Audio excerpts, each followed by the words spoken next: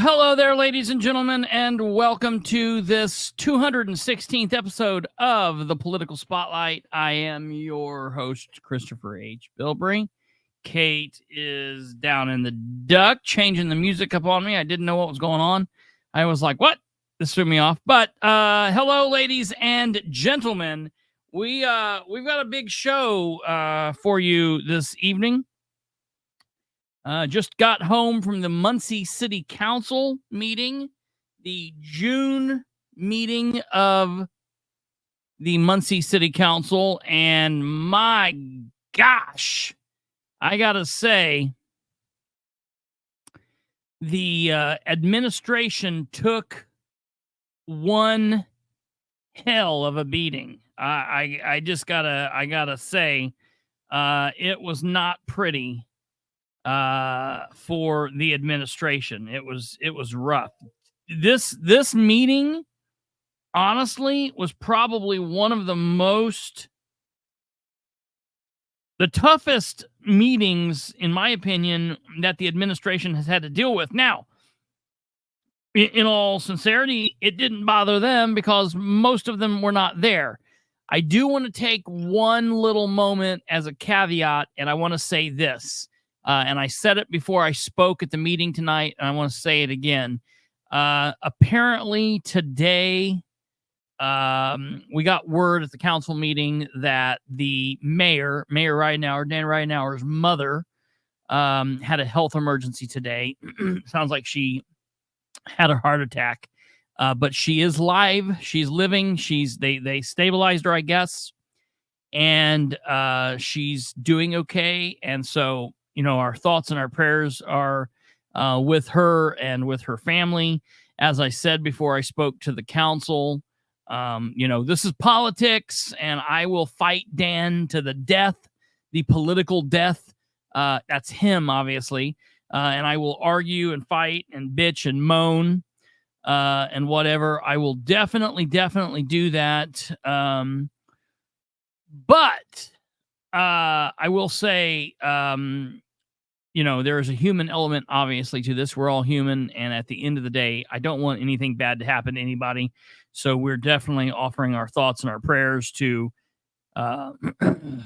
Dan's mother and to Dan as he's going through this and dealing with this and whatnot. So, while I am considering him and his family, the fight goes on, and so I am adult enough and intelligent enough that I can separate the two things out, and I can say that I am, upset with what's going on, and I still am thinking about him and his family through this hard time. So I just want to put that out there and offer our thoughts and our prayers to him and his mother and all of them throughout this situation.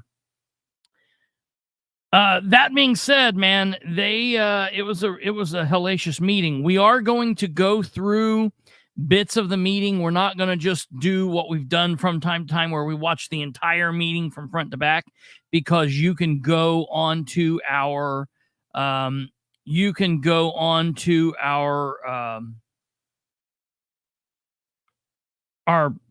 YouTube page and watch the entirety of the meeting. But we are going to hit some of the highlights, and because it is council recap and a look ahead at this month and this week, because it's the council meeting, we have none other than the 10th counselor, and that is contributing correspondent Audie Barber. Hello, sports fans and councilmen. Yes. Chris, it was pretty good. I mean, it was short and sweet and to the point tonight. It was. A lot. It wasn't so sweet. Well, to some of us, it was. Oh yeah, right. Absolutely. And I'm so happy, Chris. I want you to know that these people sit and watch this show.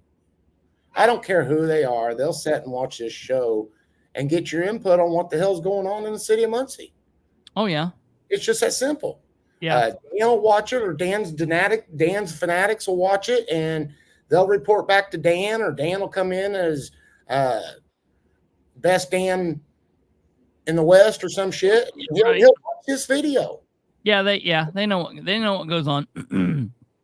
Absolutely.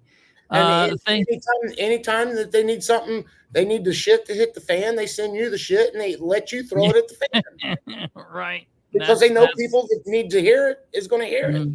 Yeah, absolutely. Yeah. So that pretty little podcast you're doing from your mom's basement, it's working. Yeah, right. I do want to say, Jackie says it sounded like Deputy Mayor Ivy ducked out early from the council meeting. He did. He was there. So I want to put this up on the screen. We went over it last night a little bit, but here's the agenda. And I am so thankful. I was so thankful. Normally, okay, so it started at 6:45 with the public hearing, and the public hearings normally last like 30 seconds, but the public hearing tonight lasted a little bit longer because there was a lady there. She wanted to talk about what was going on. So it lasted probably a good 5 or 10 minutes. And then normally from the regular meeting, from the time they bang the gavel until we get down to committee reports, that's wham, bam, thank you, ma'am. It's just done. I was so happy tonight that it drug on because it gave me time to get there. I was afraid I wasn't going to make it there in time. Yeah, I was afraid you wouldn't either. I definitely did. I got there. Yes, we do want to say, because you never know when he might be listening, or his family or workers or friends might be, or union workers might be listening. The president of the AFSCME union did a fantastic job. Very good job. Yes, he was there. I was so happy. I had not talked to him. I sometimes will communicate back and forth, but I had not talked to him. And listen, that's a big thing for them to get up and say, hey, we want you to table this because I want to make sure people, well, and some of you might not know what we're talking about because you haven't watched it yet. We'll go through it, but this dude got up and spoke against he and his his fellow workers better, their money. He got up and said, table this. Now, I don't think this is a really weird catch-22. Number one, I don't think that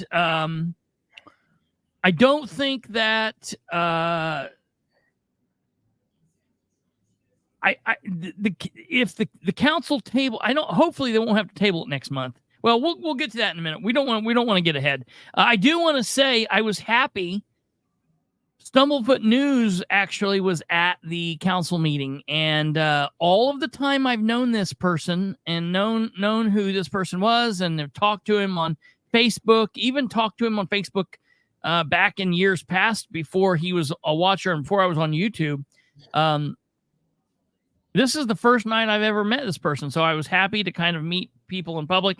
I always like when that happens when I get to meet people that watch the show that I don't know. So that was cool that he was there. Chris, I want to throw this out there too. Some people come up to me and say, "Well, I know you from Chris's show and political spotlight and this and that." Folks, if you don't use your real name, introduce yourself to us as Stumblefoot News or whatever. That way we know. I have talked about this, and I hate talking about it because it makes me sound like, oh, I think I'm big and bad. But what people don't understand is this is the thing. I was honored to meet you. Get out of here. Yeah, I was honored to meet you. I'm nobody. Did you get his autograph? Yeah, right. I was doing autographs outside. Autographs were at 8:40. Yeah, right. Hey, yeah, Charlize, but you were there commenting and doing your part. I understand that. That's good. No, I do want to tell people that, like, Charlize, I know Charlize. I know, I don't, like, I know what Alva looks like. But there's some of you that use your real name, because this really happened on Facebook, and it was really so bad on Facebook when I did the lives on Facebook. People would use like pictures of their kids or pictures of the Colts or a picture of them in high school from 20 years ago. Right. And then they would come up and they would like talk to me because they see me every night and they hear me and they listen to me and they know me, but I don't. So I always would act, I would always seem weird, and it would make me feel like I was being rude. So I've always tried to tell people, you have to come up and tell me who you are. Yeah, Annie, you know, that wretch. I don't know who she is, but I know. Yeah, you know, maybe one day I'll get to meet Annie in public. Maybe. But hey, Annie, stick around. You're going to love this. This meeting tonight was a bloodbath. You're going to love it, Annie. So I guess do you got anything to say before we get into it? Nope. Let's just jump right on in. We'll just jump right on into it. So the meeting tonight started with a public hearing. And what? Charlize wanted to know if Annie was there. No, Annie was not there. Oh, no, Annie was not there. I don't think so. The meeting started. What? I didn't see her. Yeah. The meeting started with a public hearing. And the public hearing, I saw somebody said that I think maybe it was Brad King said maybe they should put the actual street. Yes, me too. Me too. Yes. I was floored, Annie. I was fucking floored. I'm telling you, I'm hearing that there's a little bit of trouble in paradise there, and so she's doing some of the right things. I'm happy about that. So we're going to go through a little bit of what happens here and then give a little bit of thought on this. And so we'll just, we'll start this off here.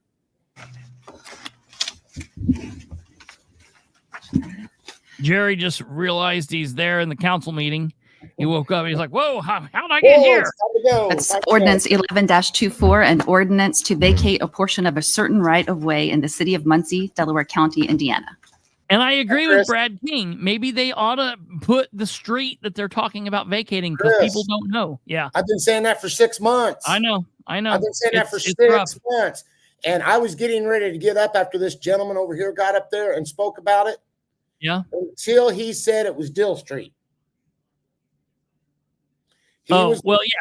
Because he mentioned what it was. Yes. But still, it's like you should put that stuff on there so people can know. Maybe Brad King wanted to come and talk about that, but he didn't know what it was. Because all it says is ordinance 11-24, an ordinance to vacate a portion of a certain right of way in the city of Muncie, Delaware County, Indiana. Yes. Well, do you know how many certain right of ways there are? There's lots of those. Lots of them. Every street has them. Yeah, oops. Canceling that down. All right, yeah, here we go. Good evening. My name is Kathy Van Ice, and I'm from Ashton Land Surveyor here in Muncie, 325 West Washington Street, Muncie, Indiana. the reason we're here tonight is we're asking for a vacation of Dill Street. And this is from Martin to North Street, just for that one block. This is for a future parcel of land that is to be developed into a community for Yes. sale ownership by Yeah. people who are going to own the properties. Oh, this is the pre-meeting, right? Yes. This is a public hearing. Okay.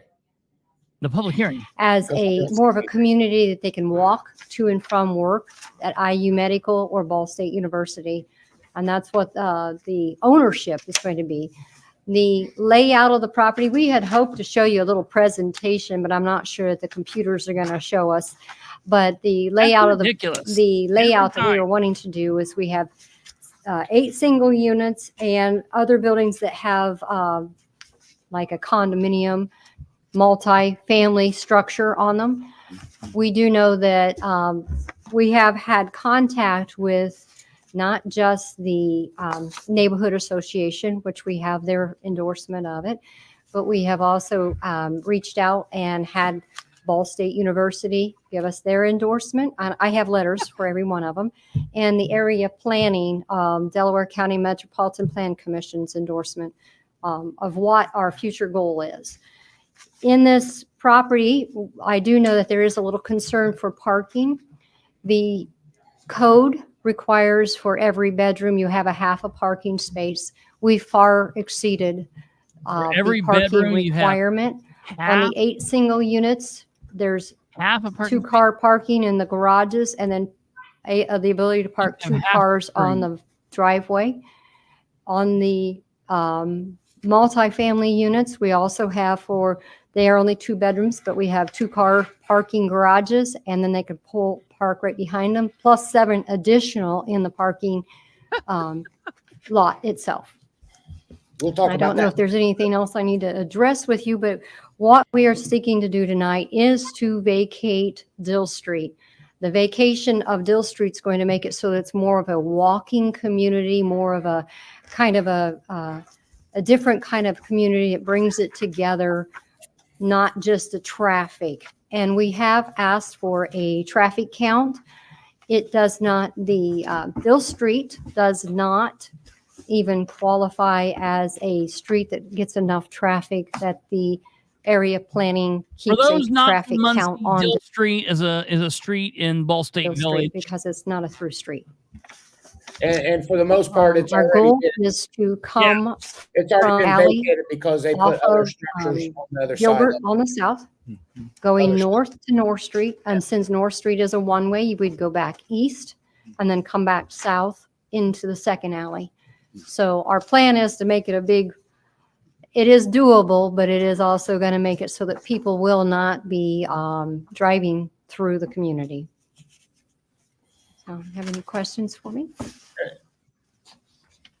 Mr. Chair, may I? Oh, we can't. We can't. I'm sorry. Okay. Okay. You can address it, obviously ask questions during the regular meeting. Okay. Thank you. Anybody from the public would like to ask any questions? No, it's pretty self-explanatory at this point. Hearing none. Yeah. So just real quick, just so everybody kind of get understand, this is something that happens this is pretty common for cities to do this for various reasons. Neighbors will do this up in like county area, looking to like block off a road so they can use it or something like that. And so essentially, if this will stop doing this, I will show you where we're at. What's going on here? Maybe I won't. And it's only about 1 block that they're vacating. So Yeah, it's a really small area. Oh my God. that's it. That's small area. we're not even in Indiana anymore. Last country to be discovered. Save the best for last. Ball State. Yep. Okay, here we go. This should do it. Here's Bethel. Okay, yeah, right here. So here's Riverside. Here's University. Here's North. Here's Gilbert North. So basically, Menace, I think the reason she was fanning, I think she's having hot flashes. That's just my opinion. oh my God, what are we talking about now? That he said, old girl, he said, did it smell like shit in there because the old girl was fanning? Oh my God. I think she's So- got hot flashes. Here's Dill Street right here. This is the area from basically they're wanting to shut off from Gilbert, which is here, To North Street. to North Street. So it's like, yeah, all right, shut it off. There's okay, whatever. This is in the village. Do whatever you're gonna do. It is fine, whatever. Not a big deal. Make it what it is, and As long as the business owners, and they said none of the business owners Yeah. or anybody in the community had a problem with it, so do it. now I'm always limited. I'm always limited in knowing how much of that's true. Right. Like, how do they know that there's no one that's bitching about it? Just because they're like, oh yeah, because the people in Delaware County that went up for that told the commissioners and the council, Delaware County Council, that nobody up in Gaston is against the solar. It's because nobody knew about it. So, Right. I'm always like, maybe that's true. Maybe that's not true. So they go on and they talk about this. They shut this down because that's over. And then it goes on. They mill about until Chris, the meeting starts. This has been going on for a year and a half that I know of. Yeah, So it's not like it's something new that's come up. right.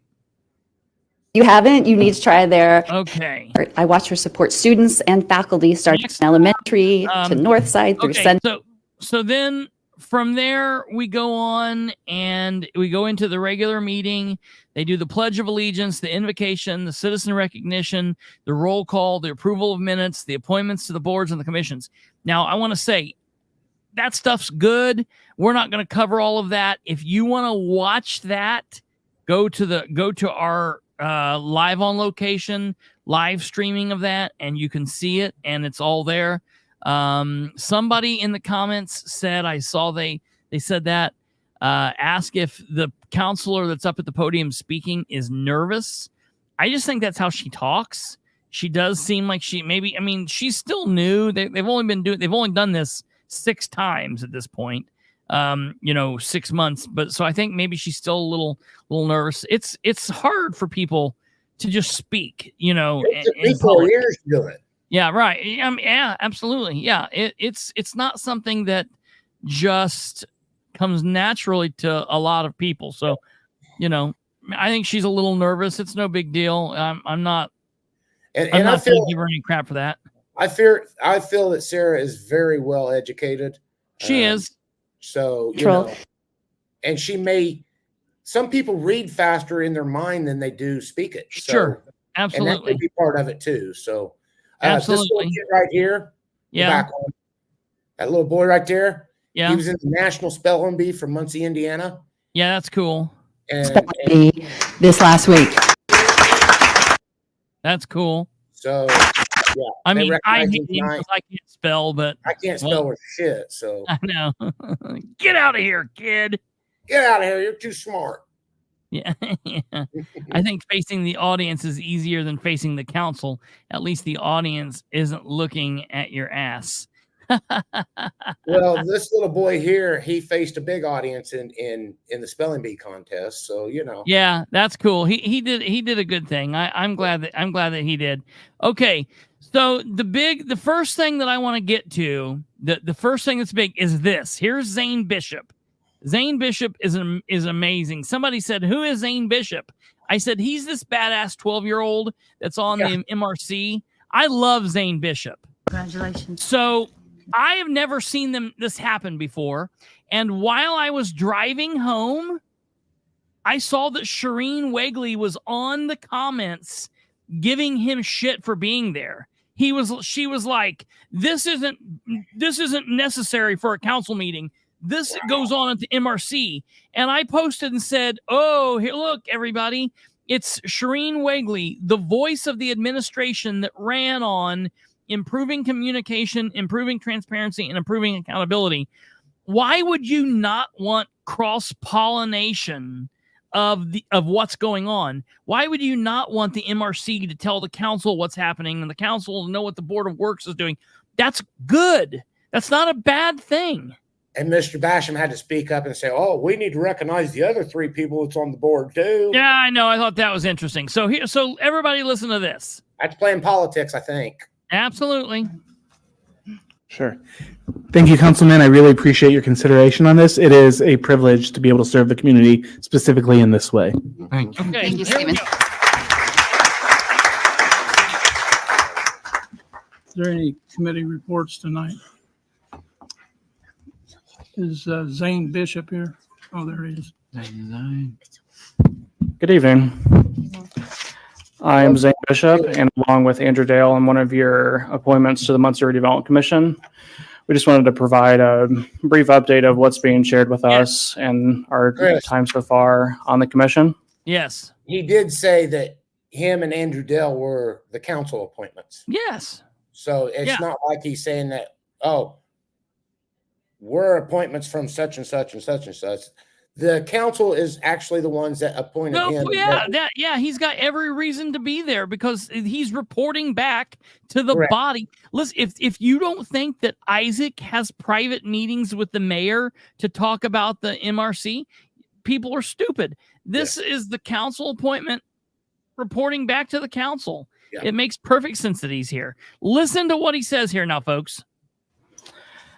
Last month, the MRC Executive Director, Jeff Howe, he presented kind of a net I got to pause there. So you heard right there that Zane said the MRC Executive Director. As I said to you a couple of days ago, that is a term, that is a position, that is a job that, in my opinion, does not exist. There is no position called the Executive Director of the MRC. There is the Economic Development Director, and that's what Todd Donetti was, and that's what Dave Smith was for a few months until he got Lyme disease, and then Ridenour took that over. When they put Jeff Howell in this position to go and read before the MRC for $22,000 a month, they started calling him the MRC Executive Director. There is no such thing as the exec. The board is over the quote unquote director. So that's a fallacy, but whatever. So here, all right. So he's saying that Jeff came in and reported back on a bunch of projects. Here we go. balance for the MRC through all accounts, and that includes projected income and projected expenses through 2024, and that sits at around $2 million. The store states Sportsplex and former Downtown Y properties, they're all currently owned by the MRC, but it's anticipated that they'll be transferred to the developers this year.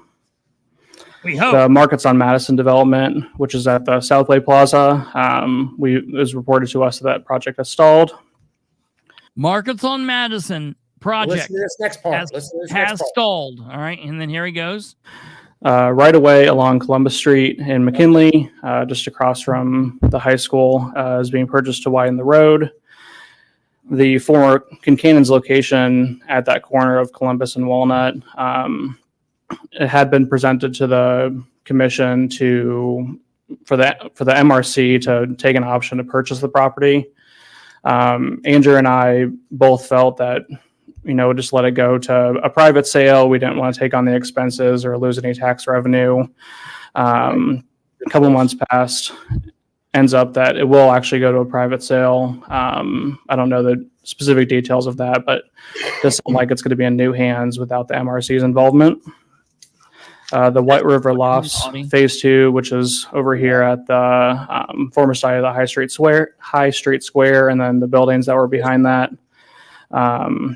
And reported to us that it no longer has a developer. However, the city is moving forward with kind of like a greenery and art installment kind of at the point there at.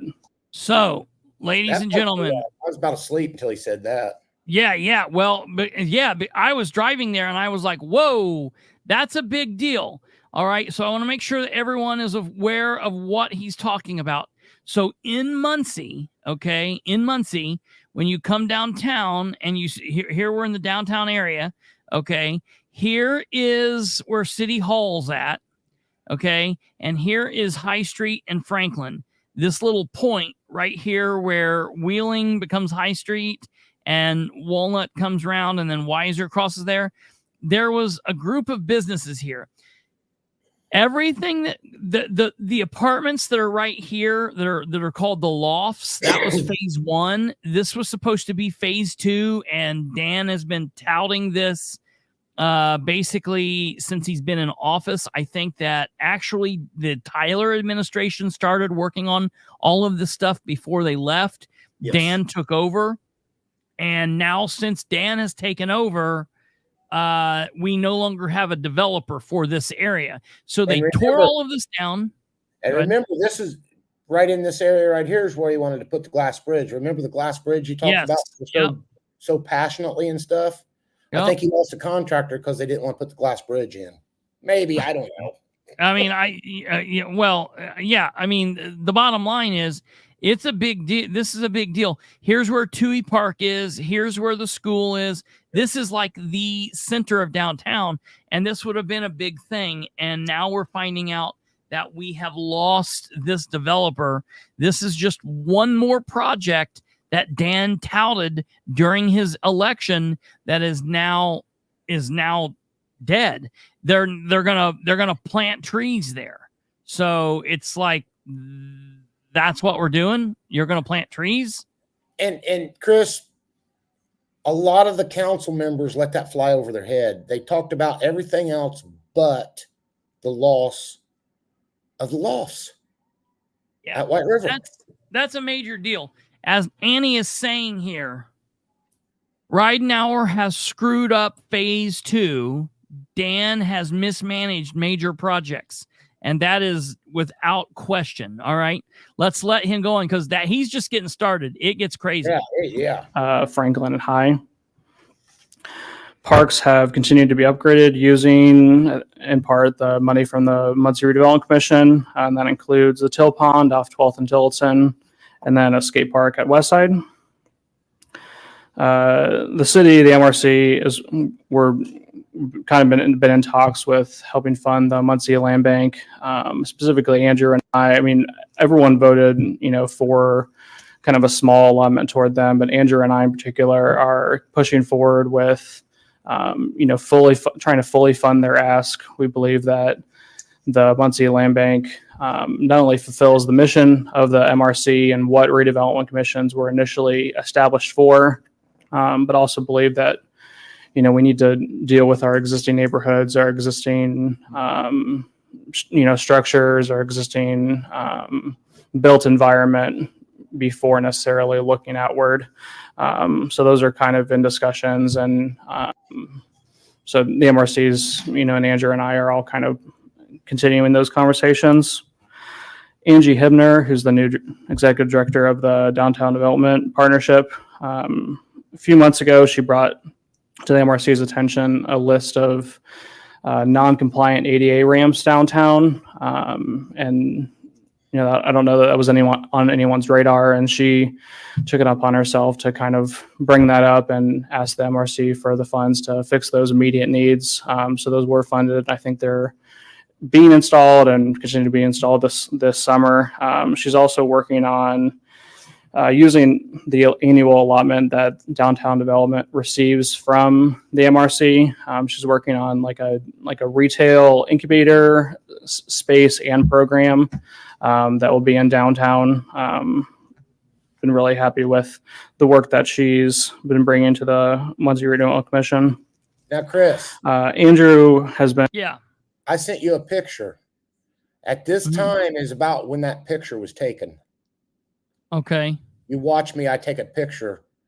I'm putting my phone and I'm taking a picture because you've got councilmen sitting up there, instead of listening to the people speak, they're on their phone texting people when they only have to be up there a couple hours a month, and we're paying them $1,500 a month to be up there. Yeah. Yeah. I assume he was probably texting to get further, follow up on this or, but it's like, no, you shouldn't be doing that. You need to be listening to the presenter. Right. And bringing up concerns that the minutes of the commission are not fully reflecting the discussions leading up to any action by the redevelopment commission. And then for myself, I brought up concerns about access to public information to the public. And those have in part been addressed. And I've asked for a list of all properties that the MRC owns and doesn't have an idea for, or they're not hauled up in something, and that the MRC controls through other entities. And I'm waiting on that information. So that's kind of what I have. Are there any questions from council? Here we go. Yeah, I do. If I may. At the ballpark, thank you for helping with the ADA, fixing the pavements that needed ADA accessibility. Can I ask you about how much was spent? Because there are other concerns of other neighborhood associations that have come up, and they needed kind of a weird help with, accessibility for the residents. Is MRC the place to go? Or no? I would start with the mayor and the public works department first. I don't know the exact triage. I think Angie came to us because we're already funding downtown development, and it's kind of a key focus area with other projects. But I think I want to say it was around 100,000, but plus or minus. And if I may make a comment, thank you for coming here. And you said that you're working on access of information to the public, and what you did today was a great example of that. So thank you for taking. Okay, I want to pause this. Audie, did you see the MRC meeting? I did not. No. Okay, so this MRC meeting happened about 2 weeks ago or 3 weeks ago. I want to state for the record. Oh, is that the one where Andrew spoke up and that guy shut him down and told him? Yeah, it was that fight back and forth. Yeah, Mm-hmm. okay. But one of the big one, because it was such a big deal between Andrew and Jeff Howell. There's a part that gets overlooked, and that is, Charlize was there. What gets overlooked in that is Zane Bishop spoke from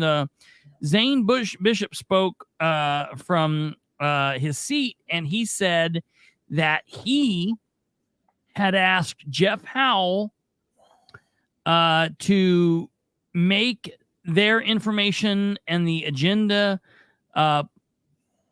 available to the MRC board members as soon as they could, not the night before, number one. Number two, he said, can we also make it available to the public as soon as possible? And can we make the minutes available to the public? And Jeff Howell's response to him was, we're not putting anything out more than we already do. And so that's, it's bullshit. So that's but Zane and the board can go over his head and do it anyhow. Absolutely. I'm just saying one thing I can tell you for sure is Jeff is connected at the hip with Ridenour. So when Jeff is speaking, that's Ridenour speaking, in my opinion.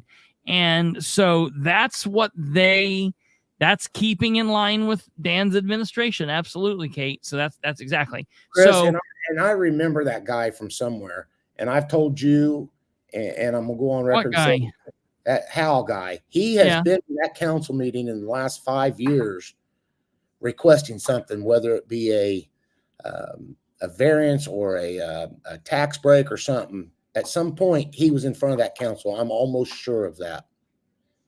For business. He worked for a bank forever. But I mean, that doesn't mean that he doesn't have some private. Sure. That's a good possibility. Hal does not Hal does not supervise the MRC. These are all board appointments. They can definitely override anything. Right. And that's they need to do that. They need to do that. Now, the problem that Zane and Andrew have is they're 2 votes to Ridenour's 3 votes. So it's hard for them to get a leg up. But that's just basically But this was the leg up tonight because they're going to be able. They should every month come and do a report like that too. absolutely they should. Absolutely. Because they are council appointed members, so Hell they yeah, should absolutely. That They should have a place on the committee reports to come in and say this is what we've been doing. To me, that's the best way to keep the public. Have And the public kudos to hear it in the Zane MRC. Absolutely, have the public hear it at the MRC meeting, which is at 9:00 in the morning, and a lot of people have trouble with it, even though it's live streamed. And have it said during the a summary of it in the council meeting. There's nothing wrong with that. Nothing at all. Mr. President, I have a question. Southside Plaza, you talked about the development being stalled. Could you go into depth on that and explain what's happening? I like Zane's. Yeah, I only have as much information as was given to us. I know, the city was in talks with them for a while. I think it was more of a financing issue. I know the city has or had planned to, put some money into that property, specifically with redevelopment commission funds.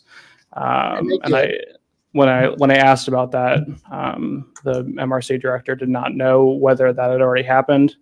So I don't know the commitment that's already been taken, but as far as I know, it was more of a financing issue with the developer. Okay.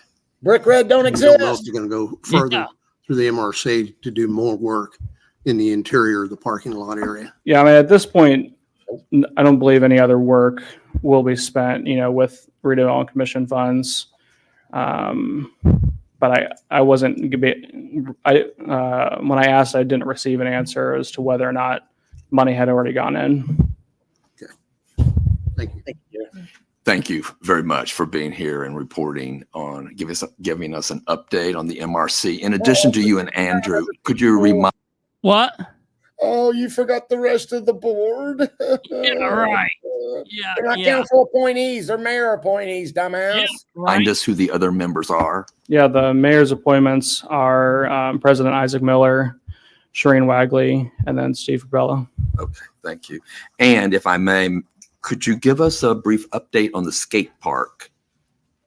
What can you tell us about that? Yeah, the only thing I remember, I think they were receiving bids. The last I knew that they weren't available. And for the record, I gotta say this, like her, don't like her, whatever. For the record, in anything that happens with the skate park, that's Rose Selvey. I've been seeing this push of Dale to try to edge in and think like he had something to do or whatever. I mean, he may have talked about it or whatever, but the skate park has been Rose Selvey's push for that. That's Since last year, 2 years ago. Oh yeah, or long. Yeah. But I think they were in like the RFP. What? Here's the thing. Southway Plaza. We spent, I think, $125,000 as taxpayers to have that parking lot tore up like it is. Yeah. And It's ridiculous. And don't forget, they also did that, they redid the yard over there. That's what I'm talking about. They took the they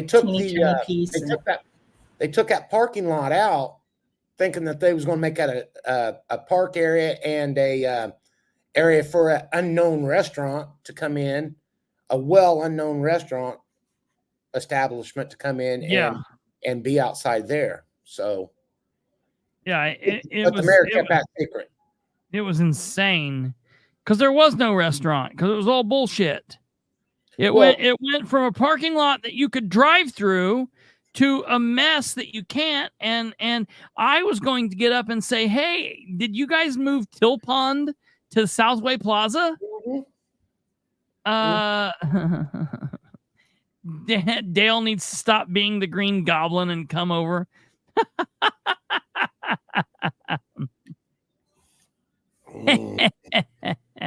Yeah, Charlize. I look. It looks dead. I mean, it definitely looks dead. Process or in the bidding process or however they went through that. You mentioned that you'd like to be able to give the full ask to the land bank. Yes. What is the full ask? I believe their request was 150,000 annually. Timing issue. That would make a nice ATV lot now. So how do you think that's going to go from the MRC? Could you actually elaborate how supporting the land bank goes with the mission of the MRC for the public? Yeah, I can actually read the mission that was given to us for the Muncie Redevelopment Commission. From the annual report, it says the main purpose of the MRC is to create opportunity for development and growth, investment, and jobs with a focus in the more blighted areas of Muncie. MRC oversees business development opportunities and is authorized to acquire and dispose of abandoned residential properties. And I believe, whether or not it's, positive, I think, the redevelopment commissions have expanded over the years to be more involved with, larger projects. But the original state code was that, it would be mainly handling blighted areas, like, existing blighted areas, not like, let's tear stuff down and then it'll sit for a while and then it isn't de facto blighted. Mr. Bishop, is there anything that's being done? I mean, it's been finished.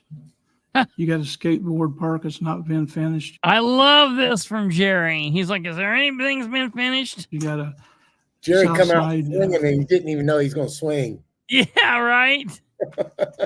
He plaza sucked. not finished. And you got a redevelopment, not redevelopment, but Till Pond. over on A Street, the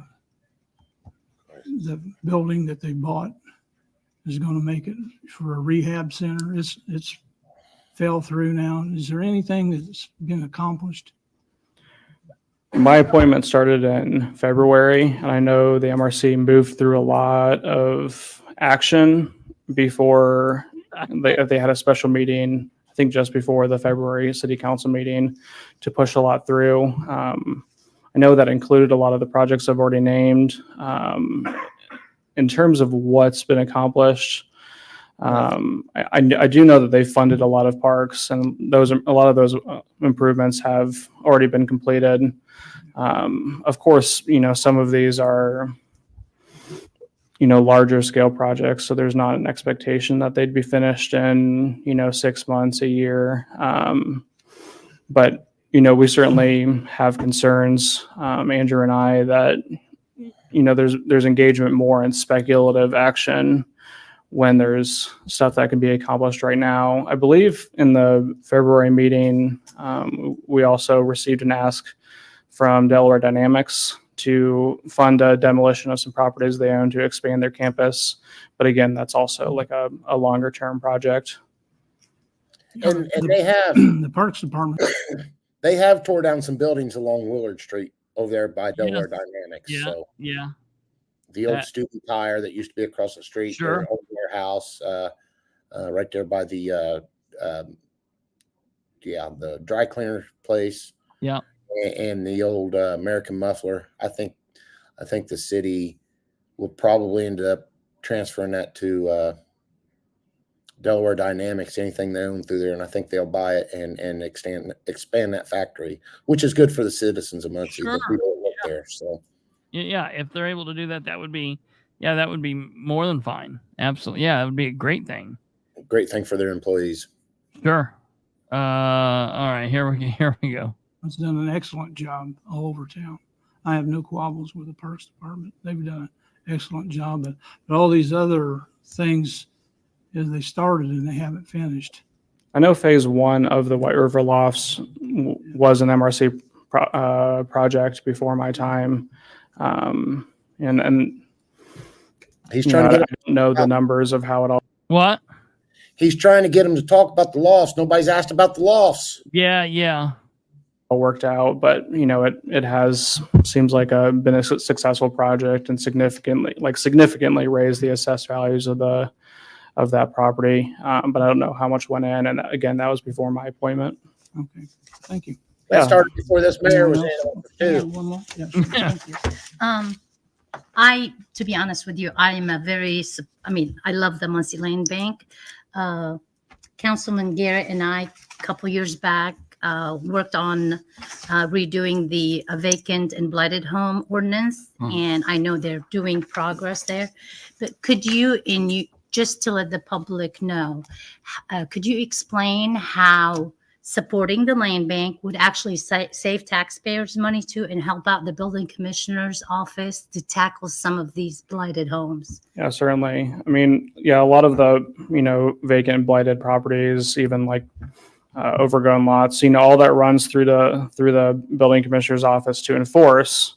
But, there's legal processes where you have to notice the landowners, and then you have to administrate all the details in order to lead to any action, including mowing, boarding, and then any eventual work on the property. With the Muncie Land Bank, they can just acquire those properties, do the same work, but without having to notice the property owners, because they are the property owner. They don't have to wait to take action with public notices and hearings, because again, they are the property owner, so they can work more directly. And something that the building commissioner's office can't really do is find the end user to do something with the property, whether that's take over the vacant lot or rehab the structure.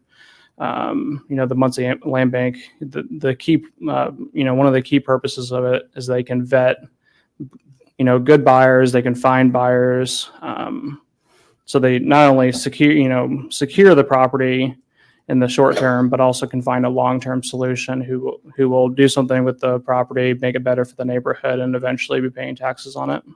Thank you. And build these houses on these properties that they're going to hold for 15 years. And if you live there for 15 years, you can get a 30-year mortgage on it. Yeah, right. But Ludicrous. they're going to turn in what they're supposed to look like, and then when they're done, they look nothing like it. Right. They look like a freaking cheese box that was built out of something I built when I was 8 years old playing with Lincoln Logs. popsicle sticks. Yeah. We couldn't afford Lincoln Logs. We had to use popsicle sticks. All right.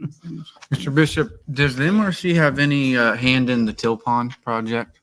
I believe they are funding it in part, yes. Okay. Do you know where we're at on that? Down on Tillotson. Or if, I know we've got it mowed down finally. Because it mowed down fine. I mean, they act like that's a big to do. Well, we finally mowed it down. I mean, what?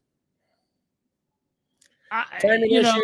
Here's the thing: the people that was going to develop it, hasn't done shit to it, and I think the city got tired of hearing people bitch about it, so they went down there and mowed it because then they can turn around, put a lien on the property, and end up getting the property back for nothing. Yeah, I don't know. That's a good question. Timing issues. Store Estates is close to being ready for sale of lot homes. Jackie, that's what they say. I will be. Yeah, we'll just have to wait and see. That's another show, right, Chris? They've been saying that. Yeah, they've been saying that for forever. Yeah, why didn't they have Greenlight Resources mowing that? They were mowing that one other weird stretch of land. But that's really about it. I mean, never any I'm sorry. News of moving forward or another phase or anything like that. Nothing. Not that we've heard. We asked for an update at the last meeting and didn't receive much of a current status. Yeah. Thank you. I just want to say thank you to Mr. Bishop. I worked with you quite a bit of years.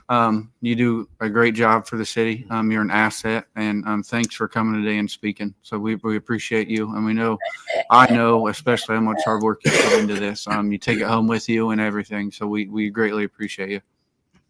Thank you all for your time and your appointment. Thank you.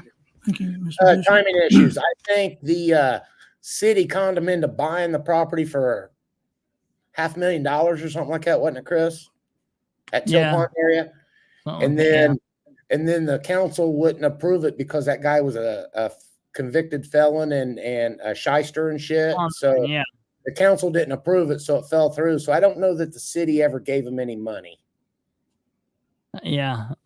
I like Charlize's quote of the night. Jerry Well, Dishman, has anything been finished?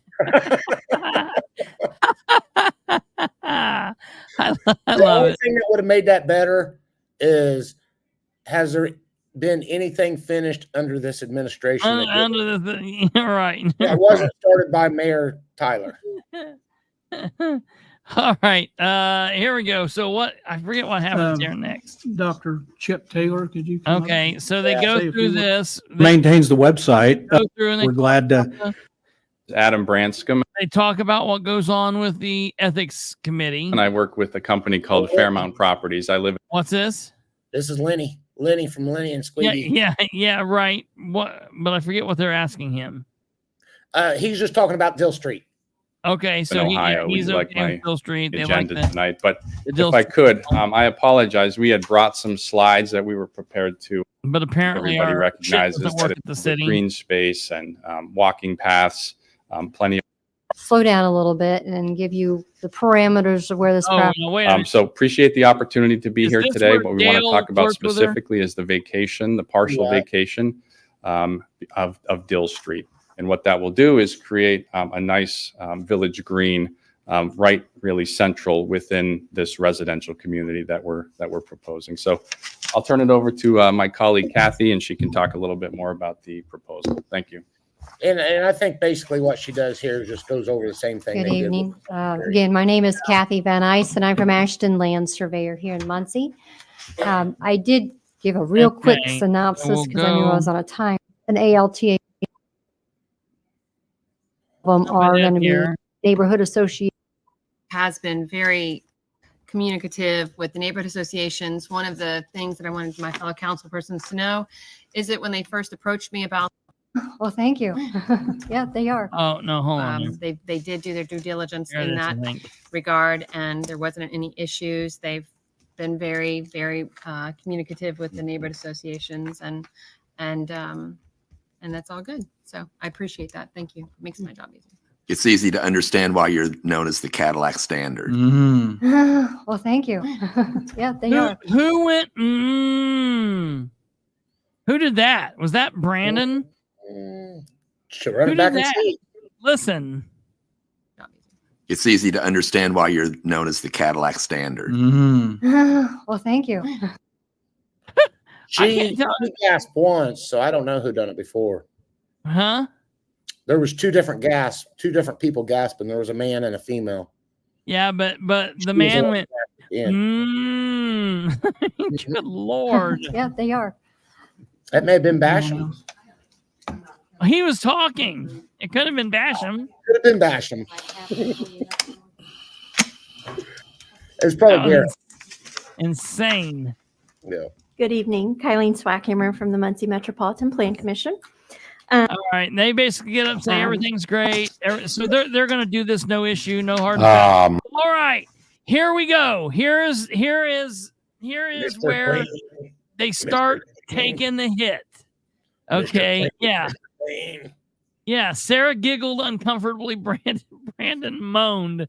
And that was all very strange. Now, ladies and gentlemen, this is where, if you will recall, before we start here, I just want to show you this little bit right here. Give me 1 second here and I'll show you so we can remember what happened last month. It's really, really easy. I'll put this up and because I want to make sure it is right here. Here we are. I want to make sure that everyone knows where we were so we can understand what's happening here. Let this load.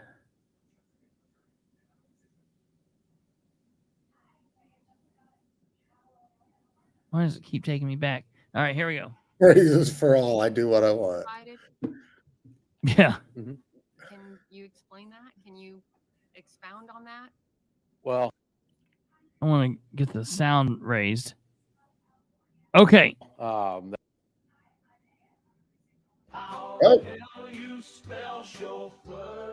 Come on, damn it. That girl had a heart on her chest, didn't she? Yeah, I don't know what's going on.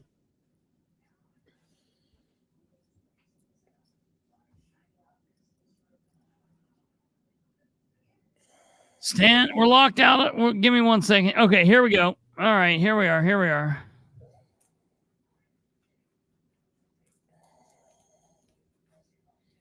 Oh, I didn't know you were doing that. Here we go. 10% raises were provided. Mhm.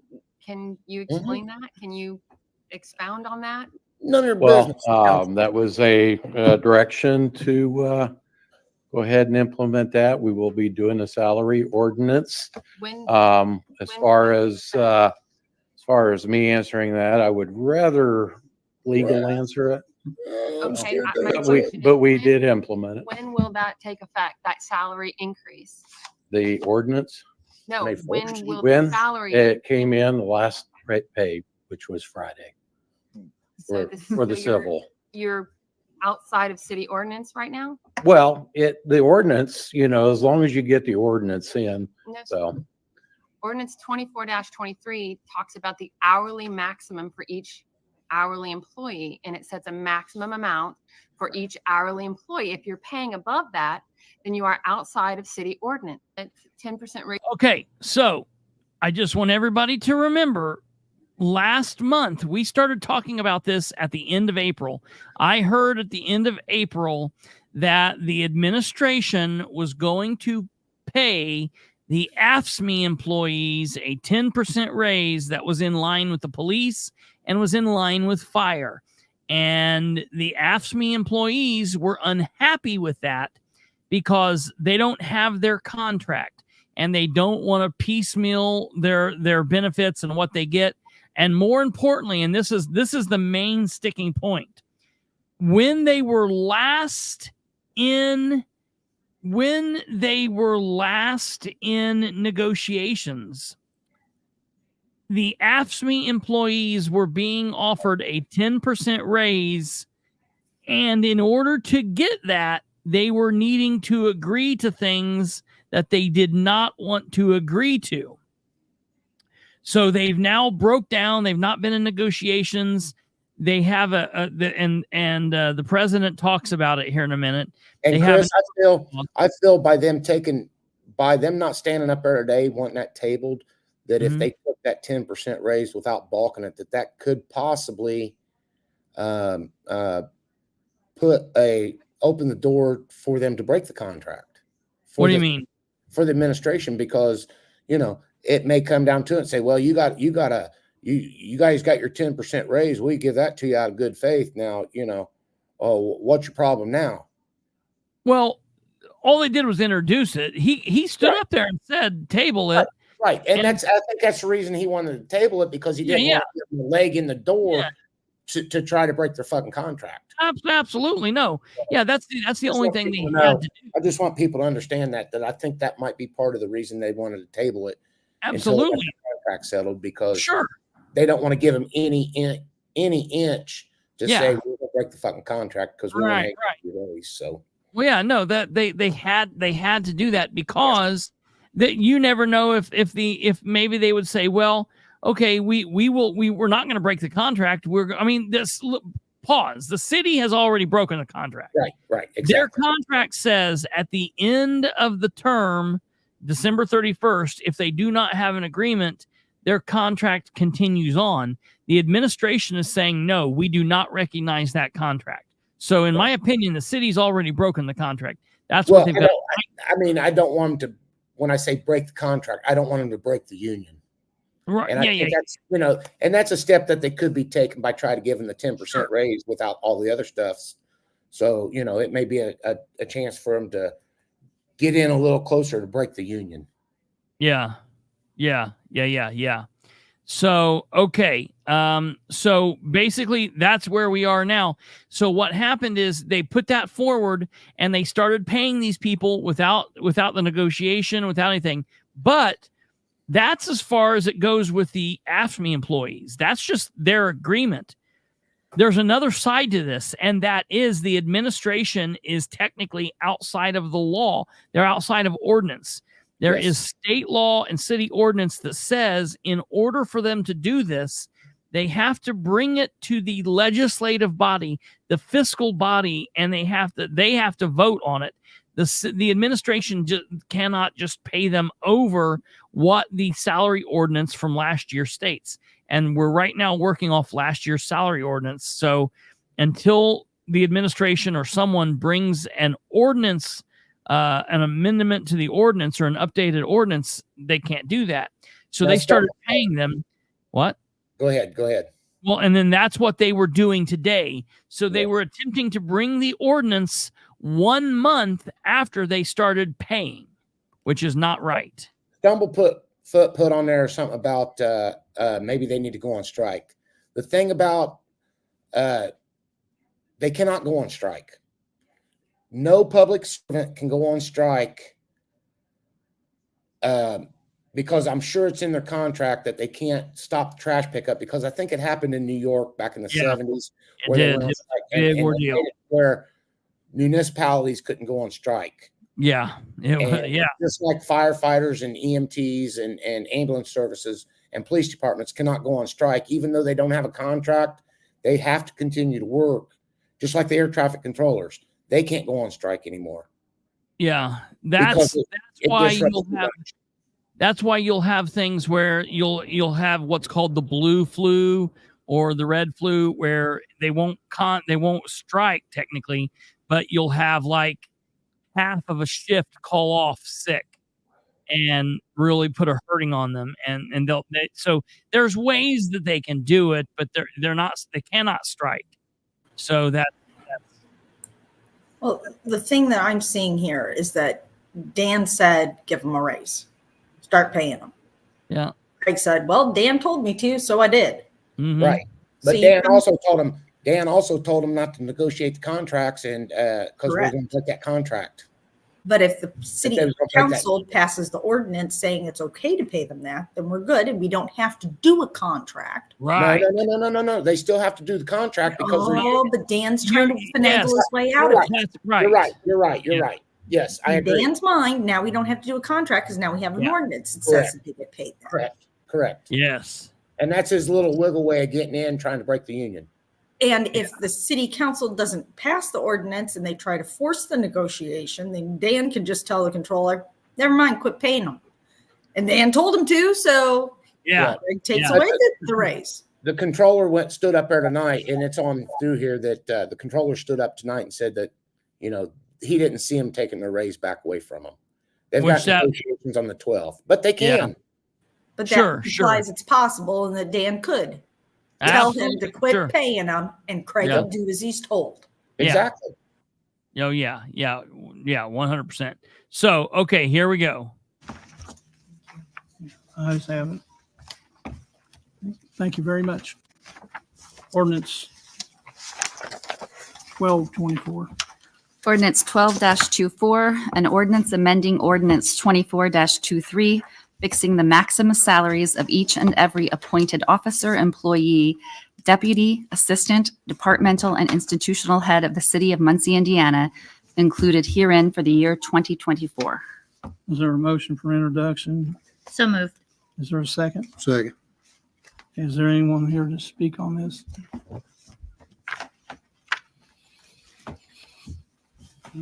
That is correct. AFSCME is just a small union compared to, Good evening. Like the operators.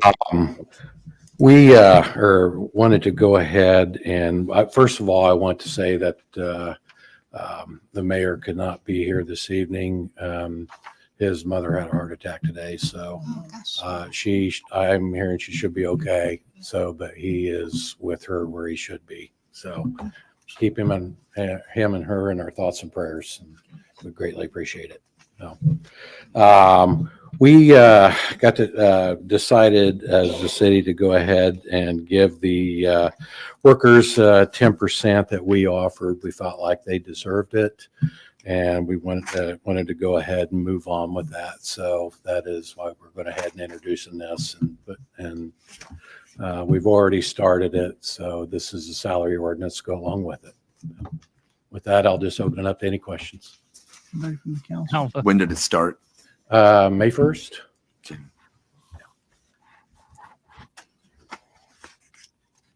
Anyone else got any questions?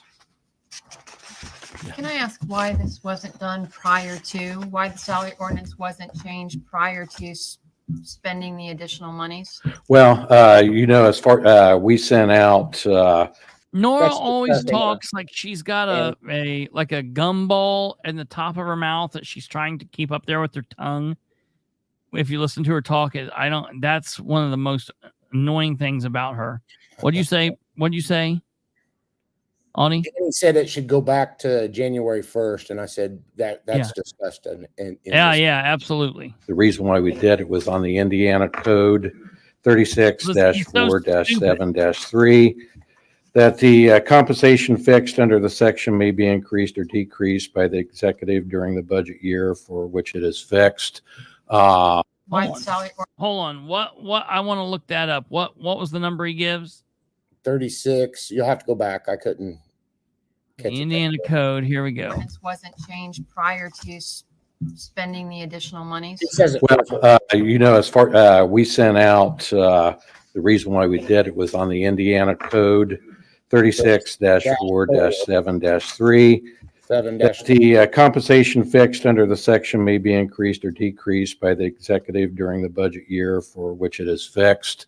It was the mayor brought it to us and said, hey, let's go ahead and do this and make it May 1st. And as far as getting the salary ordinance together, it was too late as far as getting it introduced for May. So that's why. See how he I does got it. things? They could have done the same thing and just put it out for 2 more weeks. They could have asked for a special meeting. They could have asked for them to suspend the rules. There's any number of things they could have done, and it would have been right. But Dan is fine living in the gray or the black. You No, ready for the Dan code? is fine. What? Dan is You fine. want the code? Sorry. Sorry. Hold on. One at a time. What? Dan is What? fine with doing shit the way Dan wants to do it. Fuck the Yeah. rules. Yeah. Right. Absolutely. What did you say? What did you say the code was now? Was it 36-4-7-3? I've got it. 36-7-4-3. Yeah. What is it? It says Section 3A. This section does not apply to compensation paid by a city to members of its police and fire departments. B. He conveniently left this part of it out.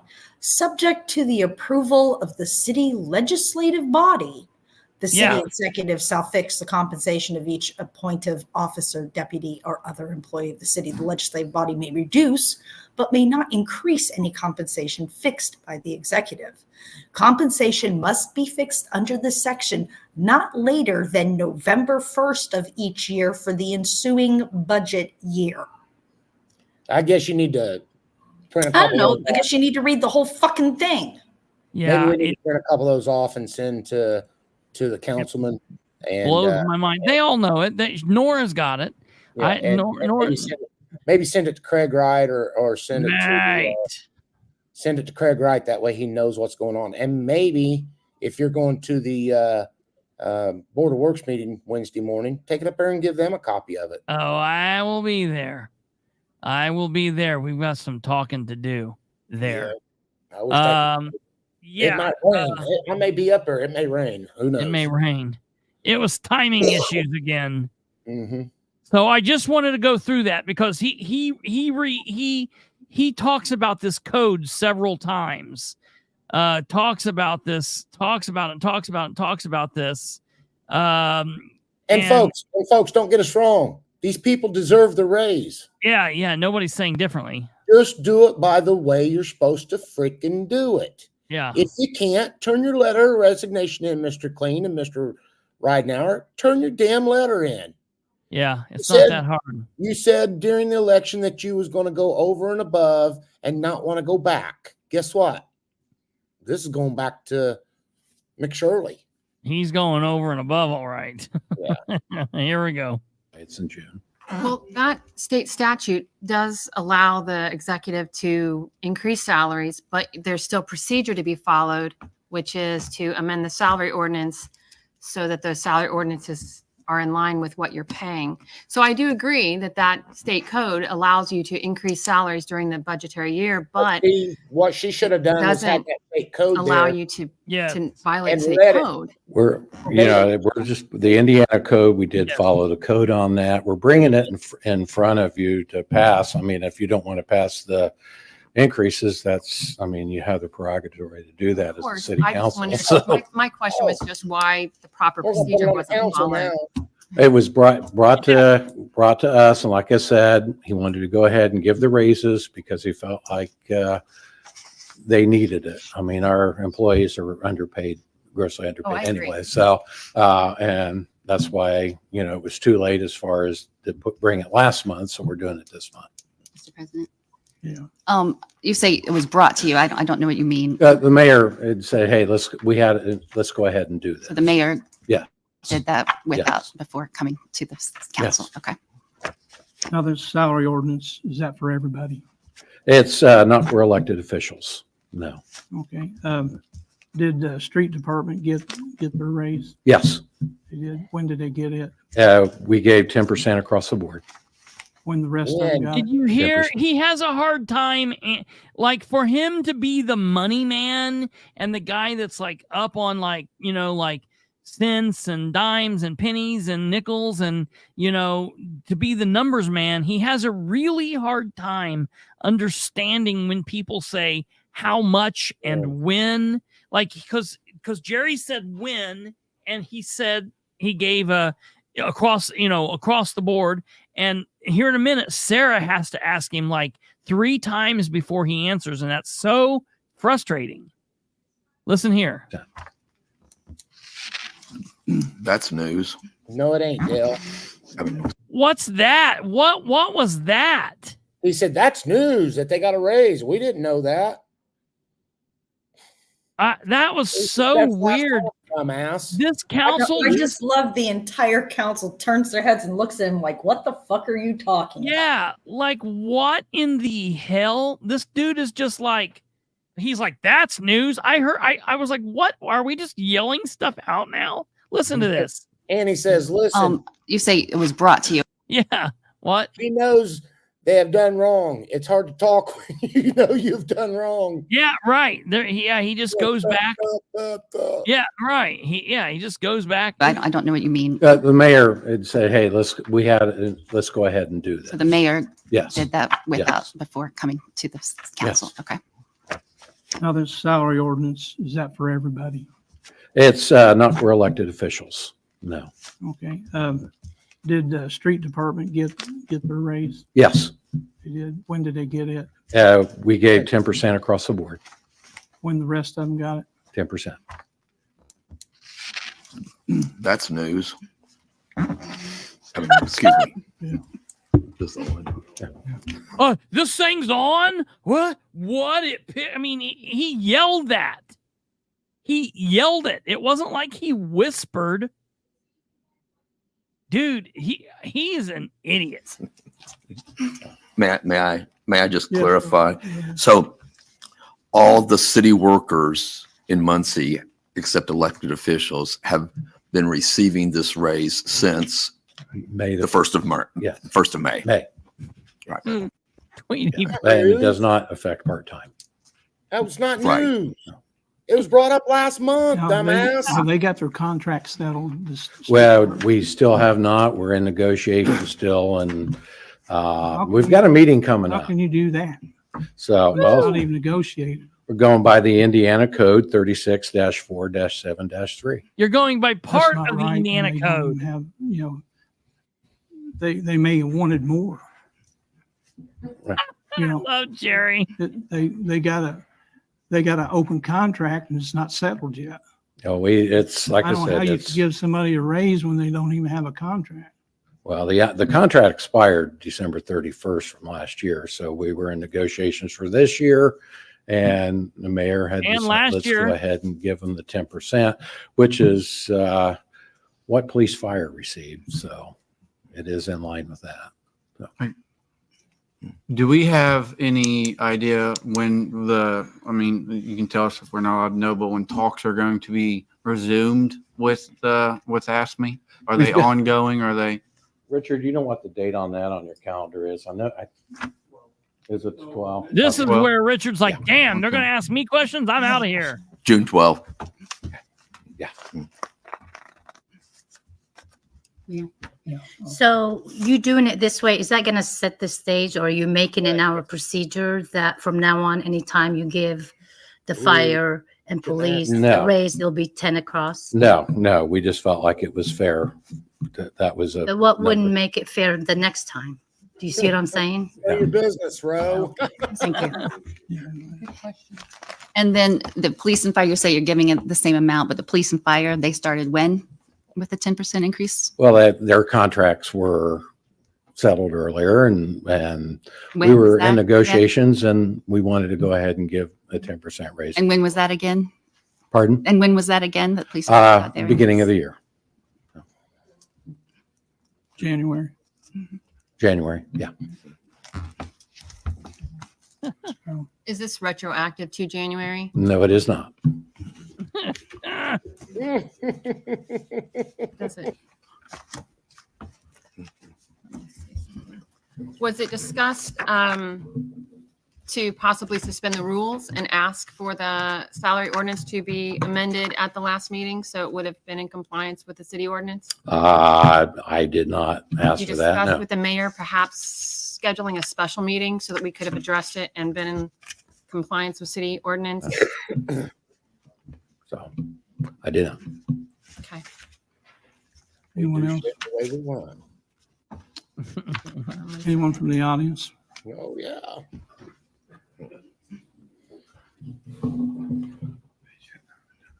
Damn. I need to lose some weight. Nate Burgess. I'm the president of ASHME, Local 3656. Now I listen to come this. before you to ask you to go ahead and table this. That is big, in my opinion. It Like is. I can respect that.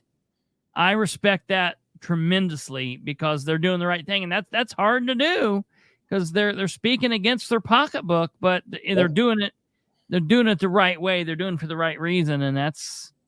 And they know they'll get it. They'll get it back. In Yeah, the line. They'll yeah. Get they'll get a big settlement check to catch them up on their pay. I've got a lot of respect for that man right there for doing that, and for just how they are in general, and for the crap that they take, just because like Annie said, they're like the redheaded stepchild. Of course, we do need a raise. We definitely do. But we also need a whole contract brought to you guys first, not just bits and pieces. The 10% was offered right at the end, but it had consequences that we did not accept. Yeah. That's about as far as I want to go with it.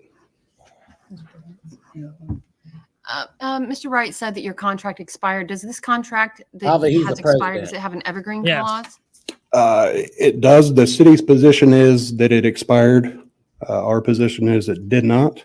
Could you explain for those of us who aren't in unions what an evergreen clause is? So an evergreen clause, if you and an administration cannot get along, cannot come to terms, the evergreen clause just follows year after year after year. Instead of being against the clock where a bad administration could just wait you out and your contract's done and over. For your union. And we do have an evergreen clause. Okay, so just for clarification, if your contract that you're working under expires December 31st and you haven't settled negotiations, the evergreen clause will carry that contract and you'll work under that contract for a set period of time that will be in the contract. Correct. So During McShirley, we use the evergreen clause all 4 years. Yep. okay, I was curious. Yeah, make sure the Republicans want to break. Is there any, maybe you can or can't tell us, but is there any ongoing or current arbitrations that would be under this evergreen clause that we have right now that is kind of, that would not carry over into the new one if they didn't want to recognize that? It, paperwork has been filed on arbitration. As far as what I filed it on, it's bad business to share them until it's done and over. Ridenour did reach out. We do have a meeting on the 12th. I'm really hopeful that we can put most of this to bed. So. I just want to make sure that you and your membership understand that my objection to what happened in regards to the raise has nothing to do with the fact that you haven't earned the Nowhere, raise. Nora. It's that the city is not complying He's with still there, Tweety city Bird. ordinance, and they're spending money that they haven't been approved to spend. It has nothing to do with the fact that you are working very hard and have earned every penny of that. And they're aware, It's more Nora. of a rule of law. Yep. So. Yep. I do have a question. Are you able to tell us as councilors, what's the biggest hangup? Not tell us everything. Can you tell us one thing? Yeah. And don't go like in details. Like if I want to know what the hangup is, what can you tell me? Well, we have a meeting the 12th, so I don't want to put my foot in my mouth, so to speak. I'm hoping that everything's done and over. I so. apologize. I didn't mean to say. Yeah, I just yeah, wanted yeah. to understand you're more good. what's going on. Thank So you. you're hopeful. I'm very hopeful. Yes. Okay. They will, Annie. They said And they just for would. clarification, you're asking us to table this and Please. table it. Why? Because I'd much rather my whole contract come to you instead of just bits and pieces. And like I said, when that 10% was offered, it had consequences that we was not good with. And so And we have not had a chance to see if them consequences are still there or not, and they may be gone. And we may come back and be like, hey, And let's so pass it. there's a possibility, I'm sorry, Mr. President. And so there's a possibility that if we were to adopt this ordinance, your union and the other civilian workers could be out 5 months worth of the 10% salary. Correct. Okay, thank you, sir. Anyone else? Would tabling this impact the raises which have already been received and in some cases spent? I mean, if they wanted to come and take the money back, I guess. I mean, it possibly could. Oh. Is that a question for Mr. Wright? Somebody behind him? Oh. Yeah. So, Wright is sitting back in the back in the white shirt here.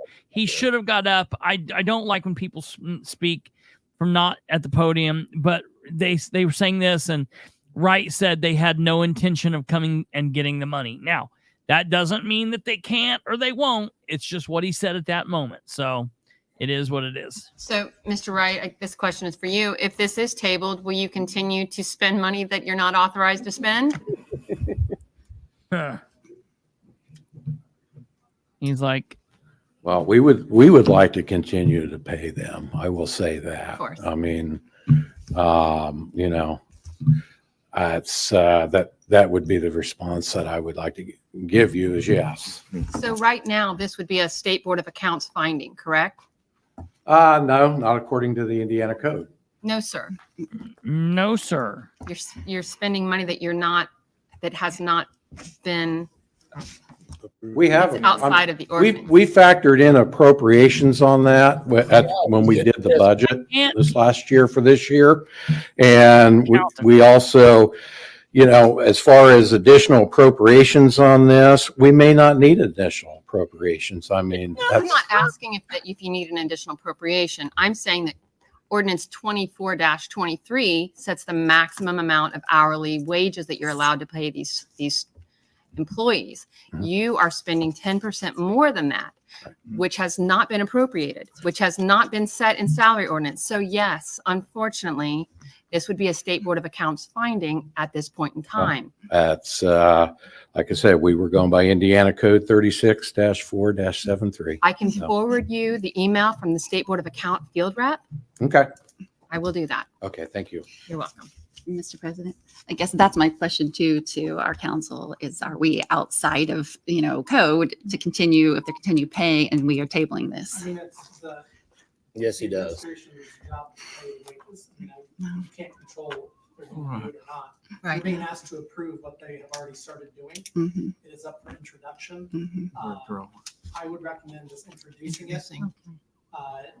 Don't table it until after they've had the chance to have their meeting. If you need to table it next month, because you're not approving it tonight. Right. But I Right. would certainly at least get it on the table, so action can be taken next month, one way or the other.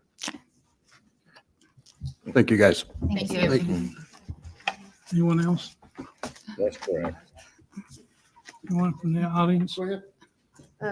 Just real quick, my staff and the court staff are not part of ASME, so it says Civil City.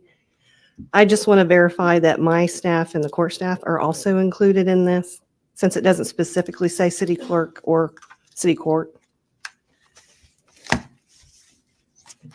Okay, just checking. I just want it on record.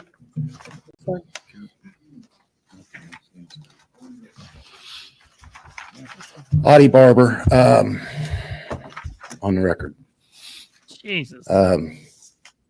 Somebody from the audience back there Contracts said, again. on the record, well, no. Yeah. Negotiations are up again Right. for the contract that's not been renewed yet. So December 31st, the contract they don't have at this time is going to be up. So from January to May, they're going to have to, once they get the contract settled, the city administration is going to have to go back and pay these folks back pay. So you guys need to keep that in consideration too, that these folks have worked for 5 or 6 months without the raise that everybody else in the city has received. So just look out for the employees. The administration can fight for themselves, but the employees need. What? Stumblefoot said something. If Dan did make them pay back their raises, I would expect to see a lot of them quit in order to keep the money they were given. The only thing they would do would be stop giving them the 10% and say, oh, we're not within the law of the city council that we're going to quit until we get the contract figured out. So that's a possibility, but they won't come back and get the money. Yeah. Yeah. I don't see them doing that. I mean, they would have a major, that would be a major issue on their hands. People would absolutely run them out with pitchforks and fire. You guys to fight for them. Thank you. Yep. The council needs to fight for them. Anyone else from the audience?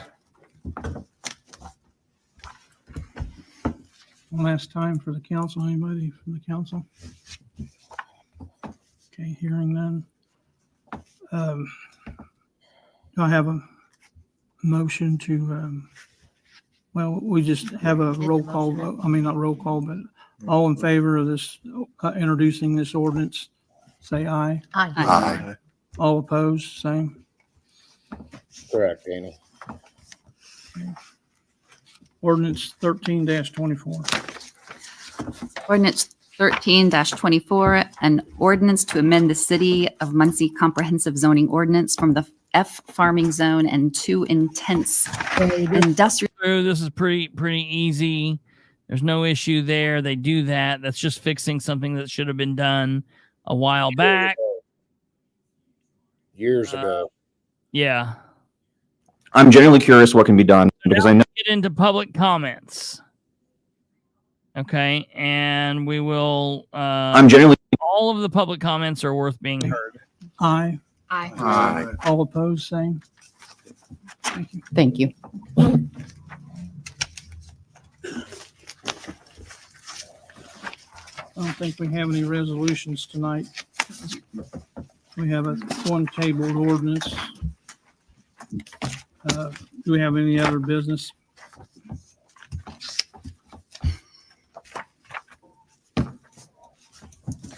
Okay. Remember, that won't happen. Audience comment. Those guys will not walk out on their job. That gives them too much leeway to fire them. They're not going to do that.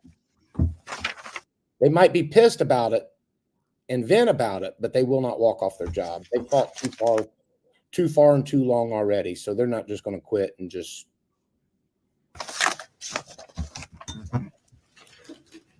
Great, man.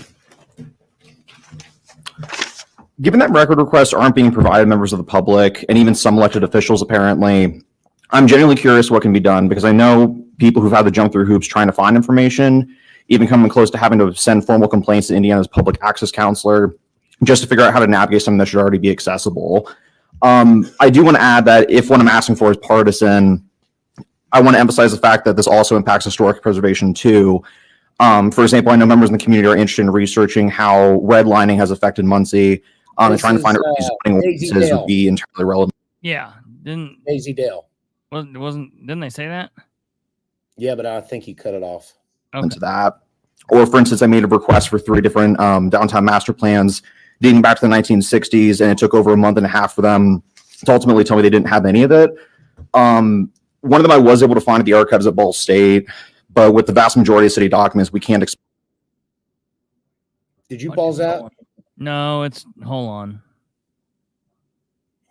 Expect it all to be salvaged like that. Damn it. Partisan. I want to emphasize the fact that this also impacts historic preservation too. For example, I know members in the community are interested in researching how redlining has affected Muncie, and trying to find early zoning ordinances would be entirely relevant to that. Or for instance, I made a request for 3 different downtown master plans dating back to the 1960s, and it took over a month and a half for them to ultimately tell me they didn't have any of it. One of them I was able to find at the archives at Ball State, but with the vast majority of city documents, we can't expect it all to be salvaged like that. So if we have departments that are overwhelmed like HR, what's the possibility of appropriating more funding so they can focus on record requests? No. We had an HR director in there. She did a hell of a job. She didn't need more employees to help her out. We don't need more employees. We need these employees to get off their asses and do their jobs. Period.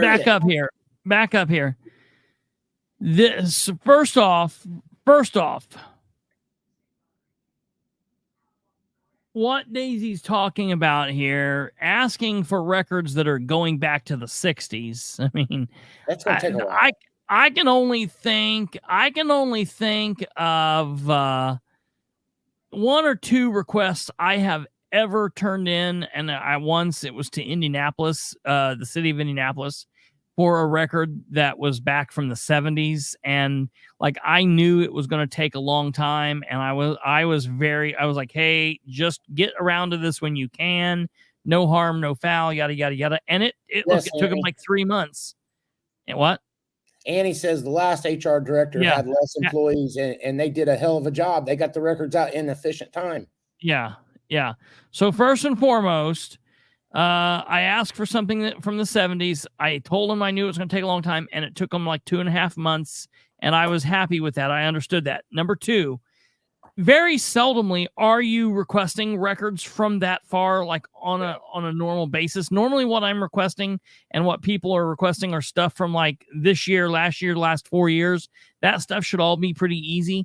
There are going to be people out there that are researching something or whatever that are requesting stuff, from years ago. And those are different types of requests. When you're holding the government accountable and you're looking for stuff that's currently going, they need to be, it's just different requests for different things. You got to kind of be willing to understand. Number 2, while yes, Sarah Beach under the last administration did a great job in there, what a lot of people don't understand is sometimes it's not on, it wouldn't have been on Sarah, or it's not even on the HR people doing this. It's once the HR farms it out to the department that gives it. So when I request invoices for Greenlight resources and I send that into HR then sends that over to Craig Wright. It's Craig Wright delaying the process. So funding more people in HR is not going to help Craig Wright. What needs to happen is the public access counselor needs to come in and inform the employees of Muncie, you need to get your act together. You need to figure this out. And it doesn't matter if you like the person or don't like the person. When you get a request, look, obviously that's not their main job. Their main job is doing the things during the day, but they need to do those. There is a law that prescribes how that should work, and they need to do, Craig kept saying, well, we're doing this under law. Well, as open as he is to following the law, then they just need to do stuff like that, So that's that.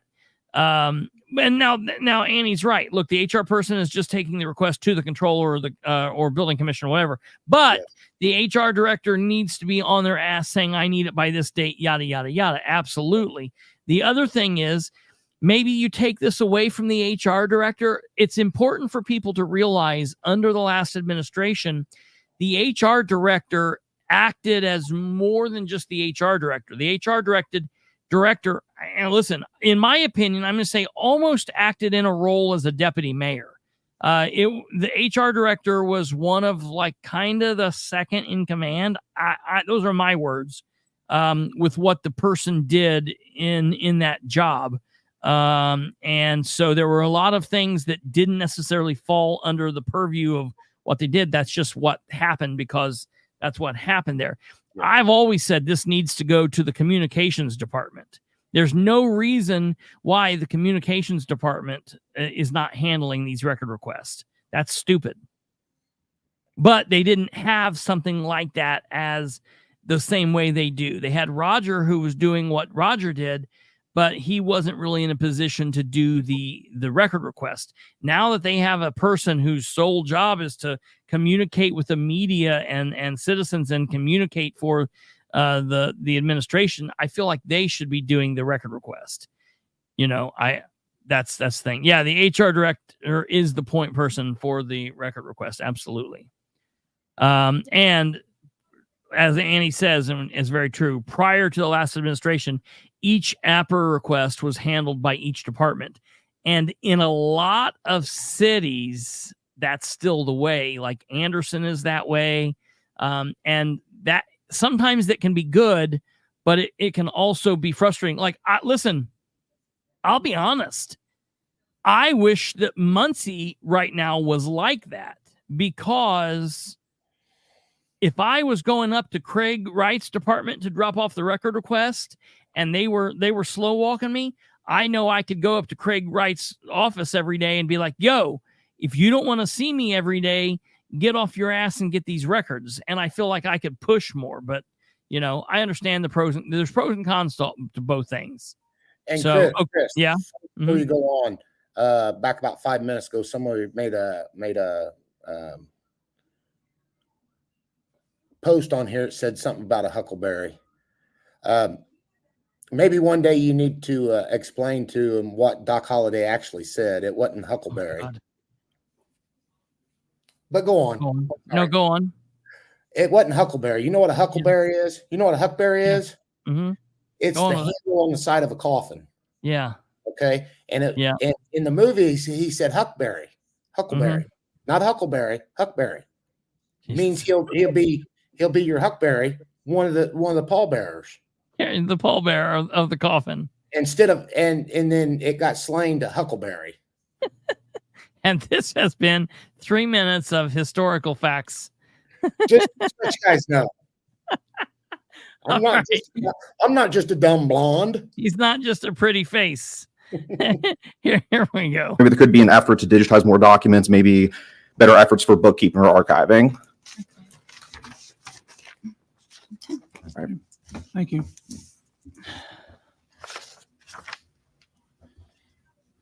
Oh, I'm sorry. I'm taking notes. Steve Craig.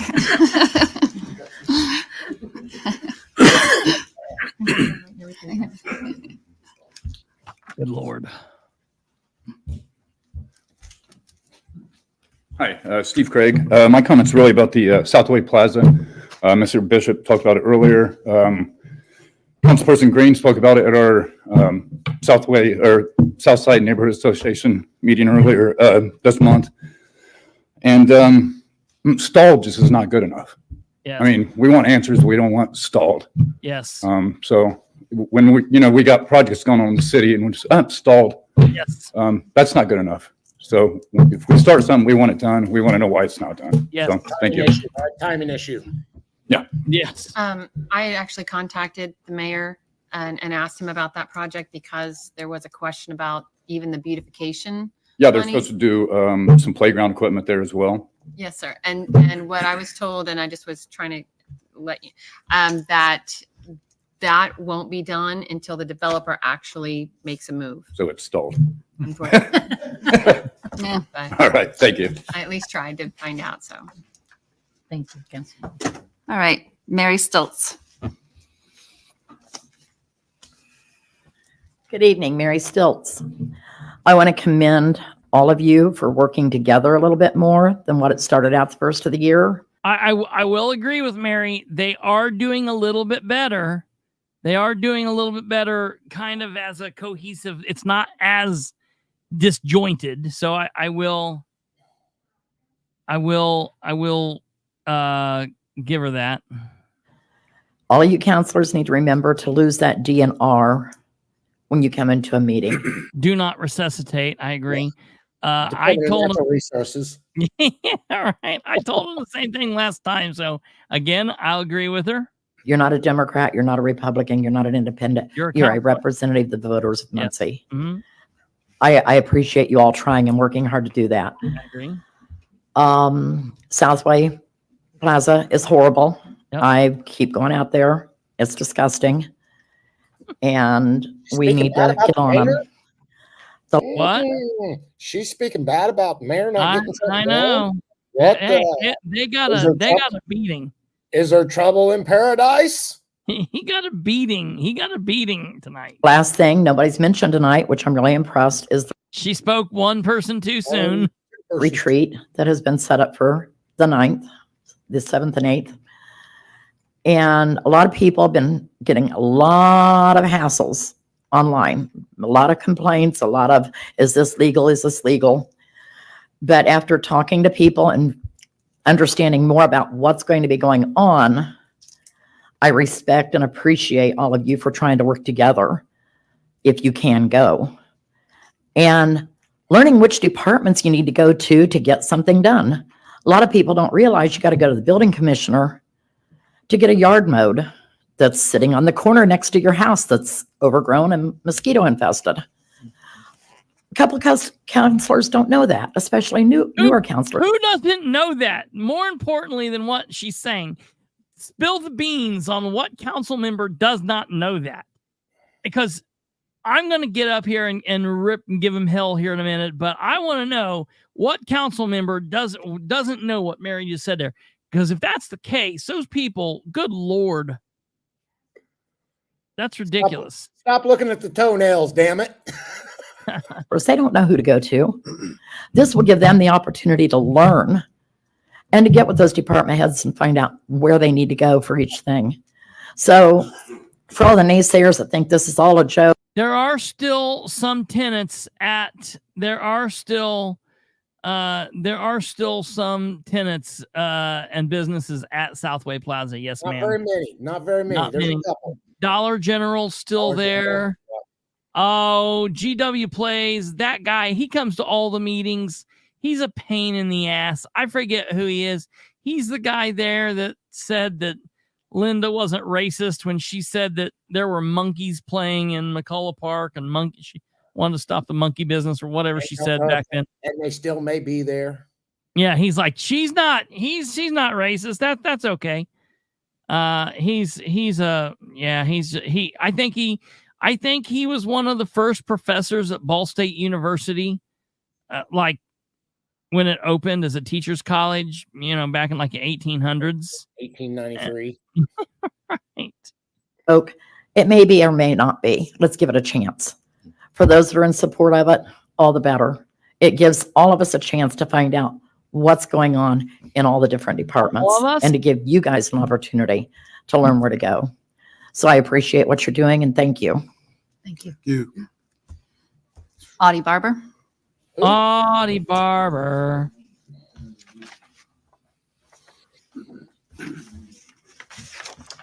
Audie Barber. It was mentioned earlier that we have lost the contractor for the loft, second phase of the loft, I believe is what he said.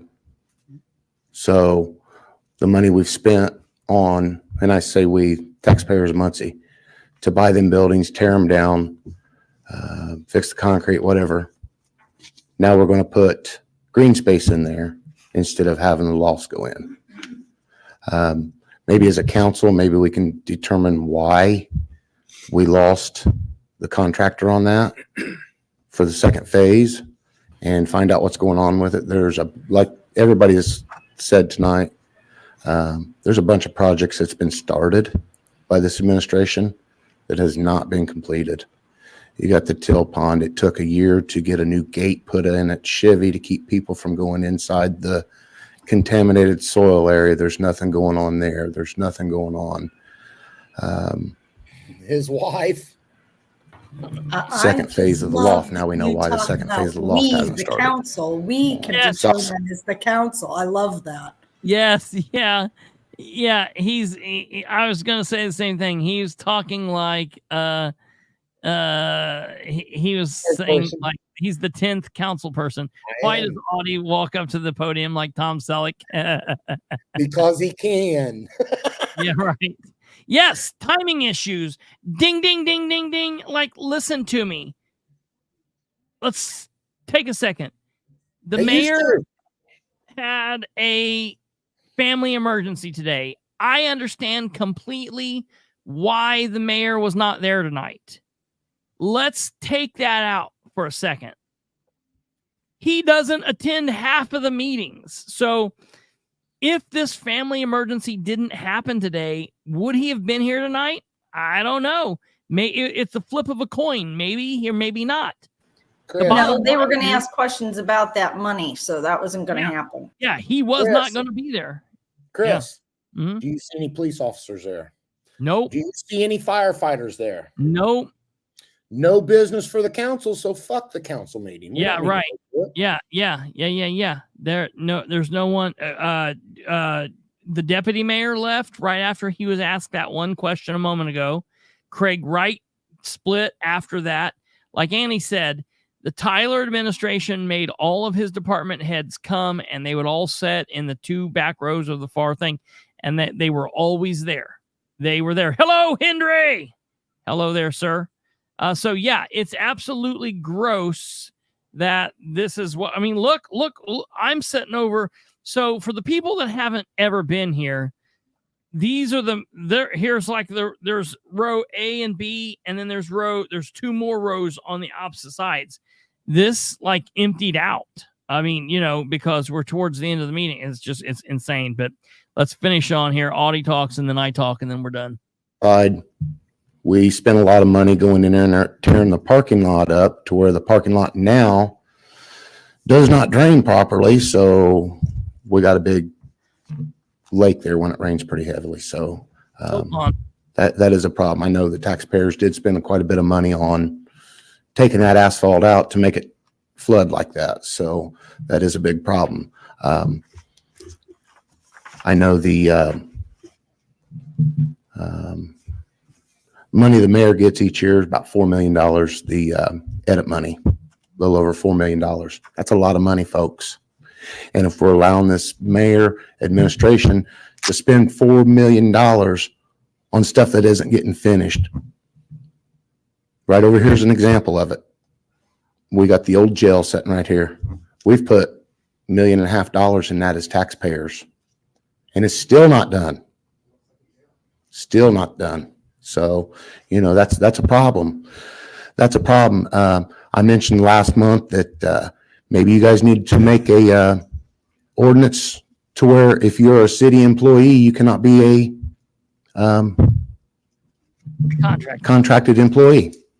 Nobody's brought that up. Guys, we've got to work together to make this happen, to keep these people from stealing our money as taxpayers in this town. It's going out the door faster than it can come in. And if you put limits on it as a council, and then they go over your head and go ahead and give the 10% raises anyhow, then you guys as a council need to tighten it up on them a little bit. And that's when the DNR goes out the door also.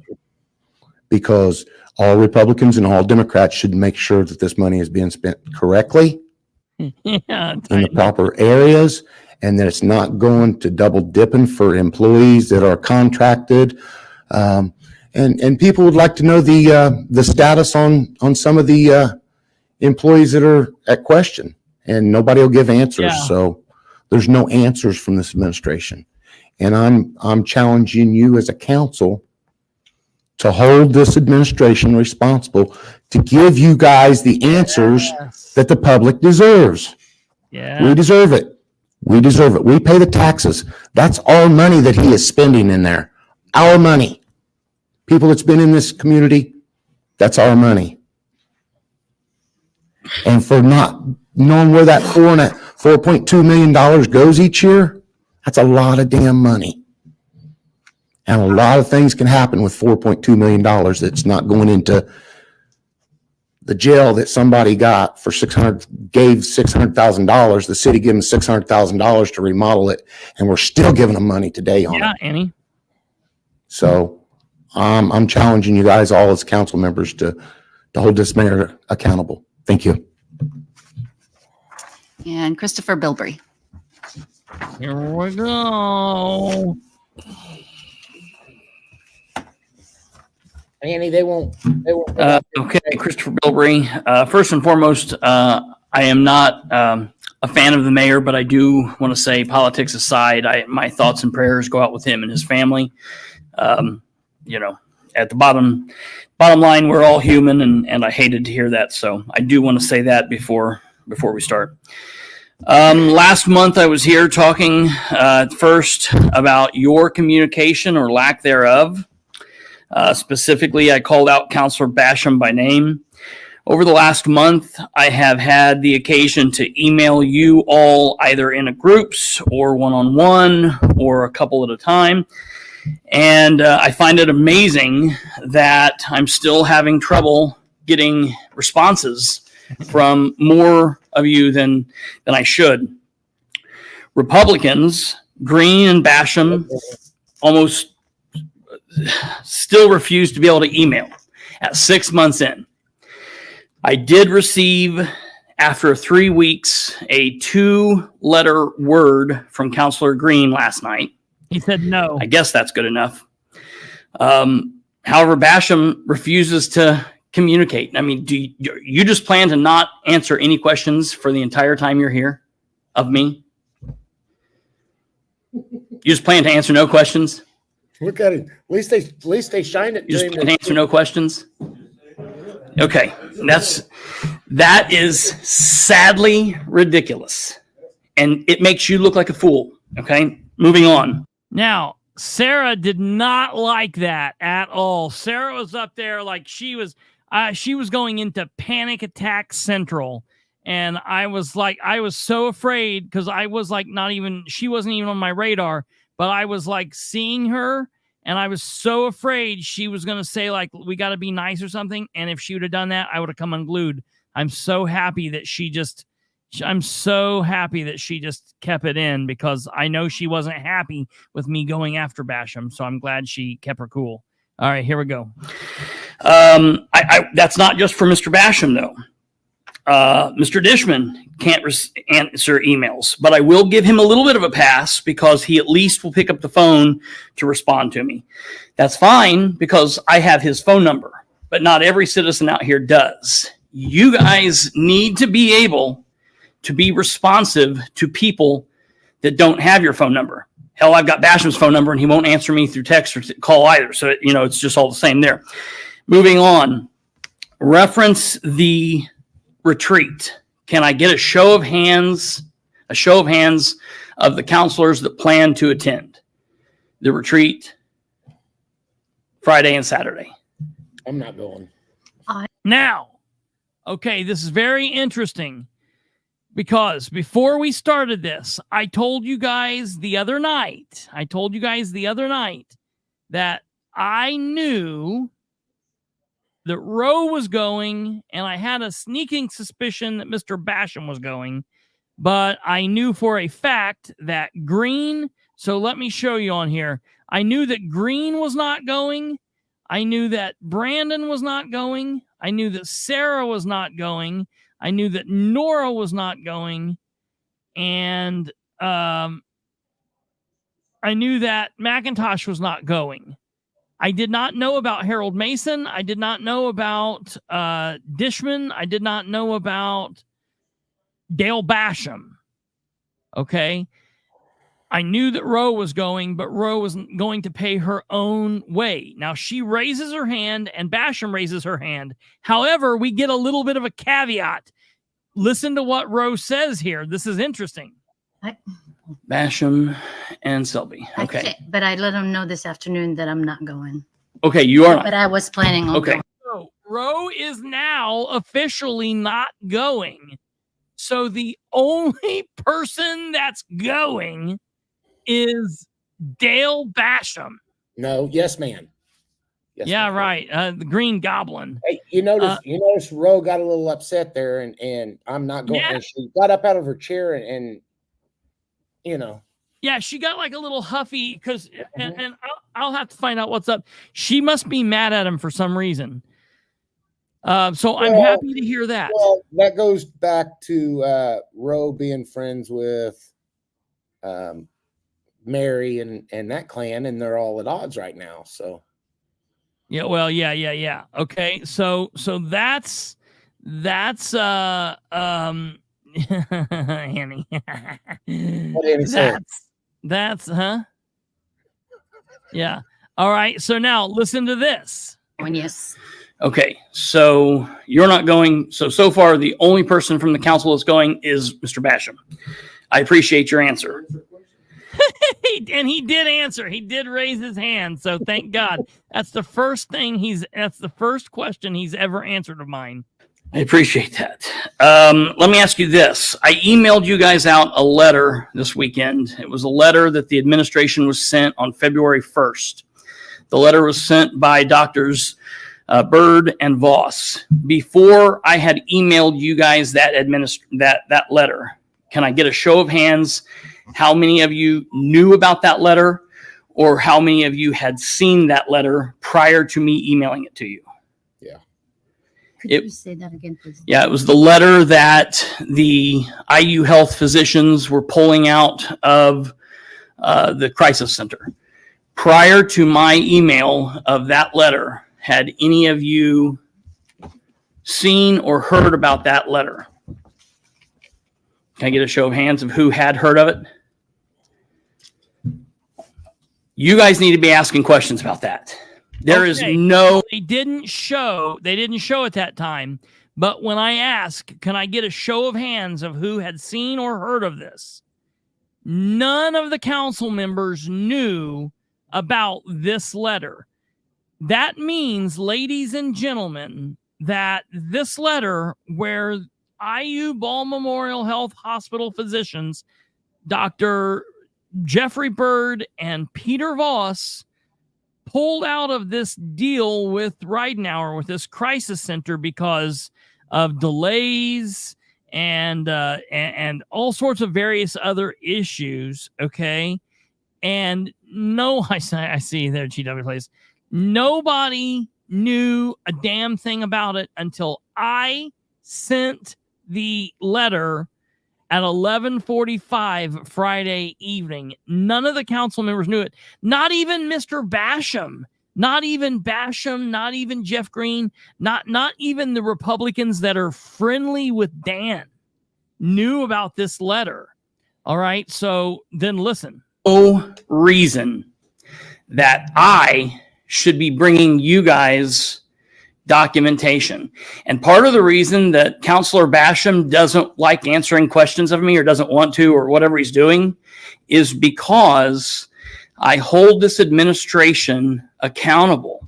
And what needs to happen is, that's not my job. It is, but that's your jobs.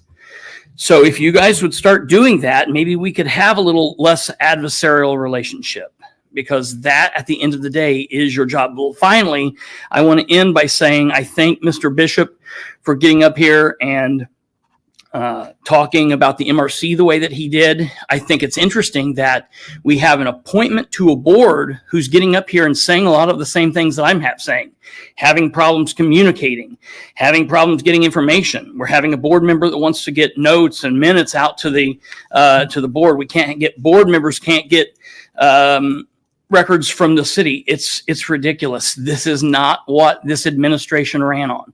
And while the administration is not you guys, it's your jobs to be the checks and balances against the administration. And if they're not doing their job, hold their feet accountable. Thank you. Okay. Now this is really big. I sat down, it's over, everyone's done, but Nora has a follow-up, and I want you to all listen to this and pay attention to this. I am looking for any member of the you're the only, but you're not. Crickets. Chirp, chirp, chirp, chirp, chirp. My question. Now, this is hilarious to me. Nora's saying she's looking for a member of the administration, and there's no one out here in the audience now that's a member of the administration. And she was like, wait a minute. She was looking at the clerk, and she was like, but you're not a member. And she was saying, you're not a member of the administration. But when she said, you're not, Belinda said, going. So something that I have heard recently is Belinda apparently attempted to RSVP to go to this meeting, this meeting on Friday. And she was told by the voice of the administration, Shireen Wagley, that you're not going, you're not allowed to go, or we're not letting you go, or something. And so I cannot believe that.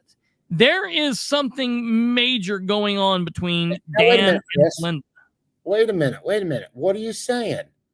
That one of Dan's biggest fans that was so harsh towards you and me is now having problems with Mayor Dan? Is it her? Say and it her isn't so. Yeah. attitude, or is it Mayor No. Dan? No. I think it's Mayor Dan, and now he gets to deal with her attitude, and I think it's funny. Like if we've all had to deal with her attitude, it's bad. Yeah, right. I love it. Unfortunately, Mr. Ivy. What? No, Menace says something about she wasn't willing to pay her own way. The city was supposed to be paying for it. I would say she should go, and then she should turn in claim. Yeah, turn it in like Dustin did. Yeah, right. They'll pay 3 for times it. the same invoice number. Yeah, right. With Listen. only one council person going, I've been made aware that the administration has told some of my constituents that the meeting is no longer public. And that concerns me because for the past 3 weeks, I've been telling my constituents that the meeting is public. And I know of 2 of them that are driving to Angola. For the last 3 weeks, Nora and other council members have been telling their constituents that the meeting is public. I have an email from Ridenour to Nora and Ridenour to Sarah where he said in that email that the meeting is public and that they were making a posting at the city hall, and they were even posting notice up at Angola. And that's the email that I have. I can't help it that somebody in the administration, either Michelle Owen or Shireen Wagley or whatever, is behind a screen name and posting in the comments that it's not open. That is not an official communication, and I don't look at that as official communication. So Shireen Wagley saying, I'm telling Bilbrey that it's not open in the comments, I don't give a shit about that. Right. I have a comment from the mayor in an email, in an official email, stating that it's open to the public. When we walked to this meeting tonight, when we walked up to the building, I drove, but when I walked into the building, it's posted. It was posted on the building that there's a public meeting in Angola. So while this meeting is going on, it's still posted out front. And today is Monday. So I've already booked a room. I'm going. Did you get a picture of that notice? We do. We do have it. So that is up there. So I'm just telling you like this, as it is. I'm going up there and I'm going to attend that meeting. Now they can kick me out and call the police or whatever, but I think that'll be bad for them. I don't think that'll be a good thing. I think it'll make them look bad. I think after making a public, telling everybody that it was public and then changing it at the last minute, I don't think that's legal. It's definitely a bad look. Because what if Nora told someone that she now can't get in contact with? And as you hear, Nora says there's 2 people driving up there. So I'm just letting you know. You've already paid for your room. I've got a room. I'm going up there. And so now there's how many people were you say is in the, and they're not streaming live, but I will be. I'll be streaming it live. They have no intention of streaming it live. How many people do you think was in the council chambers at this point? Not counting the council. How many people was in the audience? Not very many, probably 15 or less. 10 or 15, yeah. Okay. Yeah, not very 10 maybe. So at the end of this, we've been saying good job to Nora all night. I am going to slam her for just a minute here in a second. I'll let you hear what that is. But so we're all kind of she's talking about this and she's up there doing her campaigning. Okay, listen. To attend the meeting, and so I guess I would just like some answers from the administration as to whether this is a public meeting or if it's now a private meeting. Mr. Basham, do you know? I do not know. Okay. Ms. Bell, Councilwoman Bell, I think if I recall and that's going based on memory, I think there was an email that was sent out, and correct me if I'm wrong, that it's no longer. I thought so too. Okay. I think so too. Did you receive that email, Chris? Because there were. I didn't see that email. I did not see that email. Nor do I care about it. But I did not see it. I would think so too. I'm almost positive I saw that too. Is Yeah. it I'm not. advertised at the front door as a public meeting? Yeah, that was what was told. I'm not sure if I'm considered part of the administration or not, but I did attend the department head meeting in May and was told by the mayor, he told everybody it was a public meeting. Now, since then, I have had no communication or updates from anybody telling me different. I'm just hearing the same things you're hearing and people are asking me, and I honestly don't know. Well, and I think this is a good idea, and I appreciate the mayor creating opportunities to increase communication between city government. So that's not the issue. But I just want to make sure that I'm passing on and have passed on accurate information to the neighborhood associations in my district. So I guess follow-up would be then to contact Mayor Ridenour tomorrow. So They ain't throwing you out of there. all right. You're good there. All right. Thank you. Do you have any more That's questions? That's enough. Okay. All right. Enough. Okay. Now, okay. This is where I start having a problem with Nora. So I just kind of jokingly, being a smartass, just talk. We're at the end of the meeting. There's no business. I said, well, I've already got a room, so they're not throwing me out.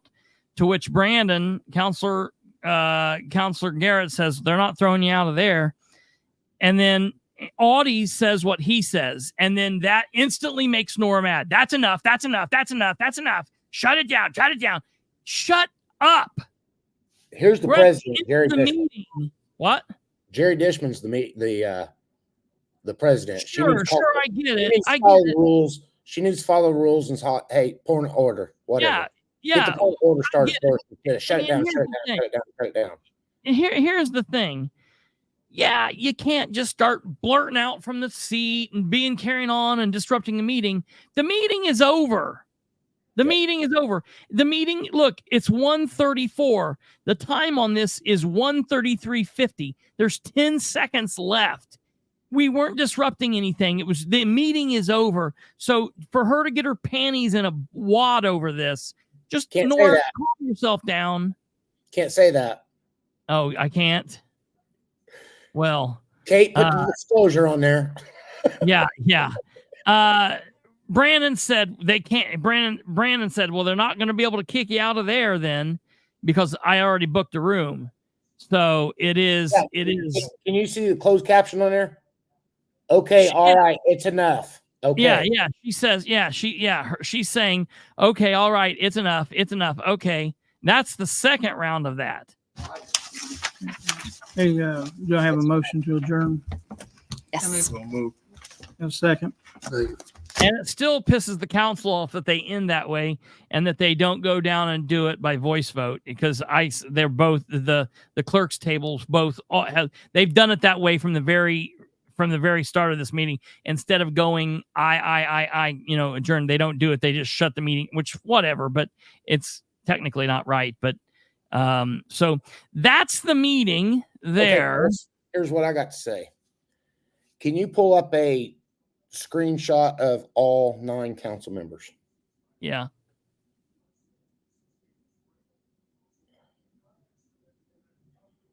I don't know if you got something of just all 9 of them. Yeah. When I say show a hand. Before we start. Last month I was here more of you than that is sadly after 3 weeks, a 2, however, Basham. Right there you go. We've got Mr. Green down here that said one thing about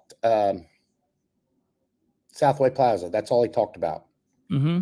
Nothing else was said by him. Mr. Basham, he said something about that's news. And I think that's about all he said. He said something about the skate park. Yes. And he asked about the motion, the other members on the MRC board. Right. And then you got Mr. Garrett. He kudos, and I know Kate's in the background doing her thing right now, but he didn't say a whole lot. Sarah said a little bit. What about Kate? Kate knows what I'm talking about. That's an inside joke there. Okay. Sarah, she participated a little bit tonight. Jerry, he's president. He participates. Nora participated 90%. Billy Mack never participated. Yeah. Rose Selvey participated. She said a couple things. Yeah, a little bit. Yep. She asked questions about some off the wall questions, but about the unions and stuff like that. Harold Mason did not participate. I love all these people up here. Okay. Well, most of them. I love Harold Mason to death. I love Billy Mack. They're going to have to speak up more. They're going to have to be part of the council. Yeah. Won't be a fucking bump on the log. Get up there and get active in that council. If you don't want to say something up there, if you're not comfortable talking up there, get the hell out of there. Let somebody in there that will speak. You should be up there raising hell about what's going on and not letting 1 or 2 people do it. You need to put your 2 cents in, and if the meeting gets a little longer, so be it. Yeah. Voice, that's what the people put you in there for. Voice your damn opinion. Voice your constituents' opinion.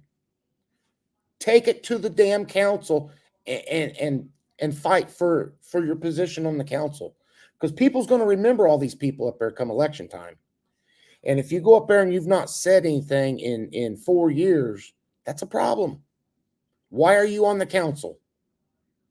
If you're not there to make a difference, why are you on that council? And that happens every year, every month. Every month, yeah. Every month. We've got a majority. We've got 5 out of 9 council members who speak less than, 10 or 15% of the time. Every meeting. Less than 3 minutes. Yeah. Green, Basham, Brandon, Billy Mack, and Harold. So you've got Nora, who is 90% of the meeting. Sarah, who's the reading secretary, so you hear her a lot, but she doesn't always talk during the meeting. You hear her because she's the reading secretary, but if it wasn't for that, she asks some questions. Yes, but she's still. Nora's 90% of it. I would say Nora and Roe are the majority 2 people on the council. They talk the most. Yes. Out of anybody else on there. And Roe didn't really talk a whole lot tonight. And she didn't do a lot tonight. And what's the council's salary a year? $1,500 a month. $1,500 a month. So it's 15,000 a year. It's 16.5, I think. It was 14,000. They got a raise. They gave the raise up this year, but going to get it next year. And I spoke to Jerry on the phone earlier today, and he said that he's still having problems with his iPads, but I thought they bought all new iPads for everybody. I don't give a shit about that. Make a district5@gmail.com. Call me and I'll come to your house and do it. You guys need to be able to get emails and communications from the public, each other, businesses, the administration. I mean, what in the world? Yep. And Mary made it about Democrats and Republicans tonight and said, oh, you guys are all working together. But you know what? They're giving the mayor all the rope they can give him.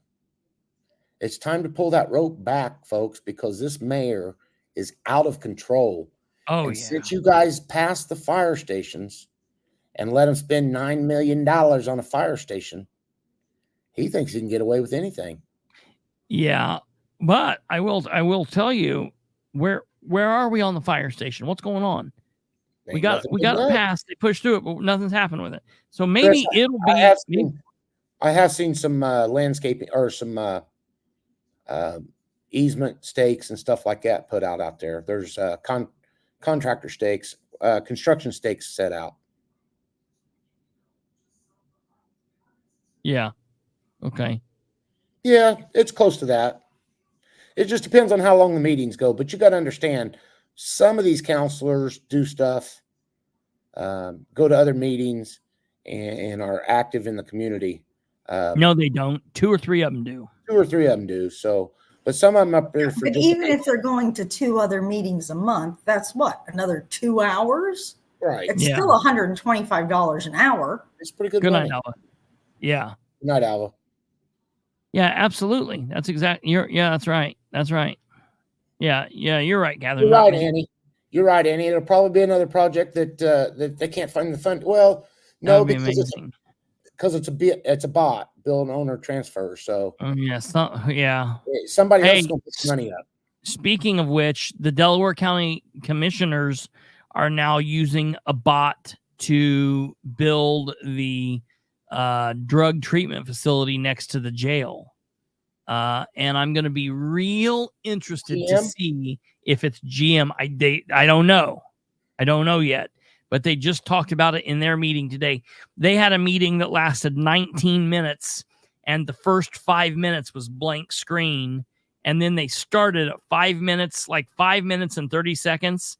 And it was just Sherry Riggin just talking and talking. And James King kept saying, hey, are you ready? Are you ready? Are you ready? Are you ready? And then they finally beat on the desk and they got started at like 6 minutes into it. I'm like, what in the hell?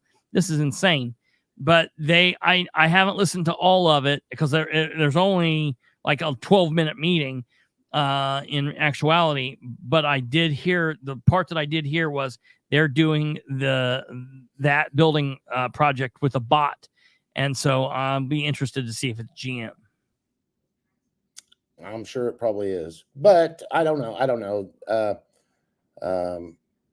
Well, they did the jail.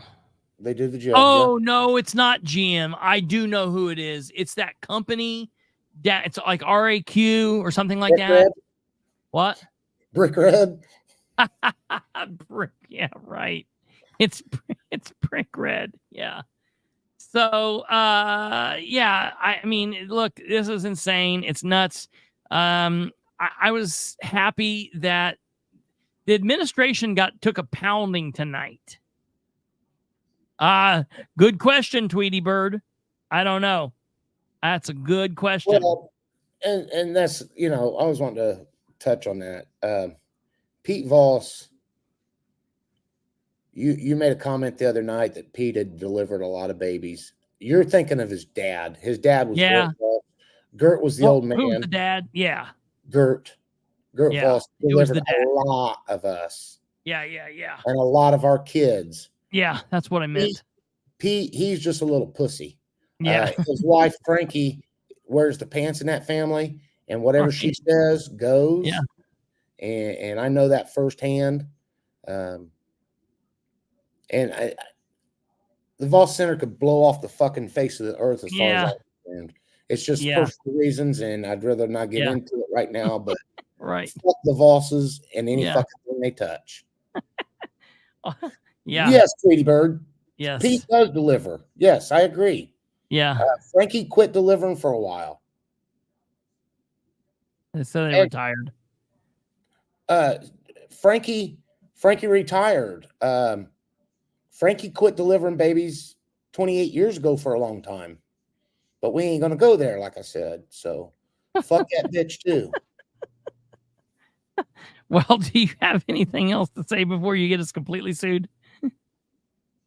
I have no affiliation with the political spotlight. I am just No. You're good. I ain't said nothing bad about him. No, Fuck 'em. I don't care. Yeah, you're good. I got a free speech. That's right great now. after we had Yeah. this up for half the show. Contributing correspondent. No association with the political spotlight, though. Pay no attention to that man behind the curtain. Yeah, exactly. But if people want to know, we can agree on that, Audie. Pete treated my lady like, hey, Yeah. all center's garbage. Yeah. Vol Center is very yeah. much garbage. Yeah. Yeah. Did their son continue on with the family practice? I think that's what somebody said. That the kids work there now. Frank and Pete, Pete and Frankie Voss have no use for them. And if Niles just asked if who's still alive. Gert died years ago. Oh, yeah. The old man died about 25 years ago. Ah. The old man Gert. He was the one that delivered. He was a German guy. And maybe someday I'll tell you guys that story, but yeah. Right. It's still leaves a bad taste in my mouth and well, sure, obviously. Yeah. So but what's the weather supposed to be like tomorrow? What'd you say? Yeah, right. So all right, well, before we wrap it up, you got anything else to say? We can always say Audie hacked his way onto the show. Yeah, he hacked his way into the I show. hacked it. I put that shit in there. Yeah, I gotta get my ass in there and get a shower and get to bed. I gotta get up in the morning and go dig some sewer lines. Well, it was good seeing you. Thank you for coming on. And one more thing. Yep. What episode is this? 216. So what was the 214 episode? Was that Friday night? I think so. I about didn't do it. When I typed it in, I about didn't do it. You about didn't do it because it said 214. You should have skipped 214. I was thinking about that when I titled it. It was 214 was the Friday when I talked about the breaking news with Ridenour. Got the letter right. Yeah. Yeah, that was that. So all right, night, y'all. Have fun. All right, thank you, Audie. Talk to you tomorrow, Chris. All right, y'all get a hold of you. Very good. Have a good one. All right, ladies and gentlemen, that was Audie Barber. So I think that's it. Friday, I'm going up to the center. I'm going to get up here and leave pretty early. We're going to do that, and then just go from there. I'll obviously have it would have been cool to have lost episodes. Oh, there's plenty of lost episodes, I promise. So I'll let you know what goes on the rest of this week. I mean, we'll have shows, obviously. We need to figure out a time to get the girls on for you guys to do your special, whatever kind of weirdness you're doing. So we'll figure that out. All right, ladies and gentlemen, you have a wonderful rest of your night, and I'll keep you posted with what goes on this week. Again, keeping what happened with Ridenour's family in our minds. Definitely saying prayers for that and that situation, and we'll go with that. You guys have a wonderful rest of your night. Have a great Tuesday, and we'll see you back here tomorrow at 9 p.m. Hit the like, subscribe, do all that shit, and we'll see you later. Good night. Goodbye.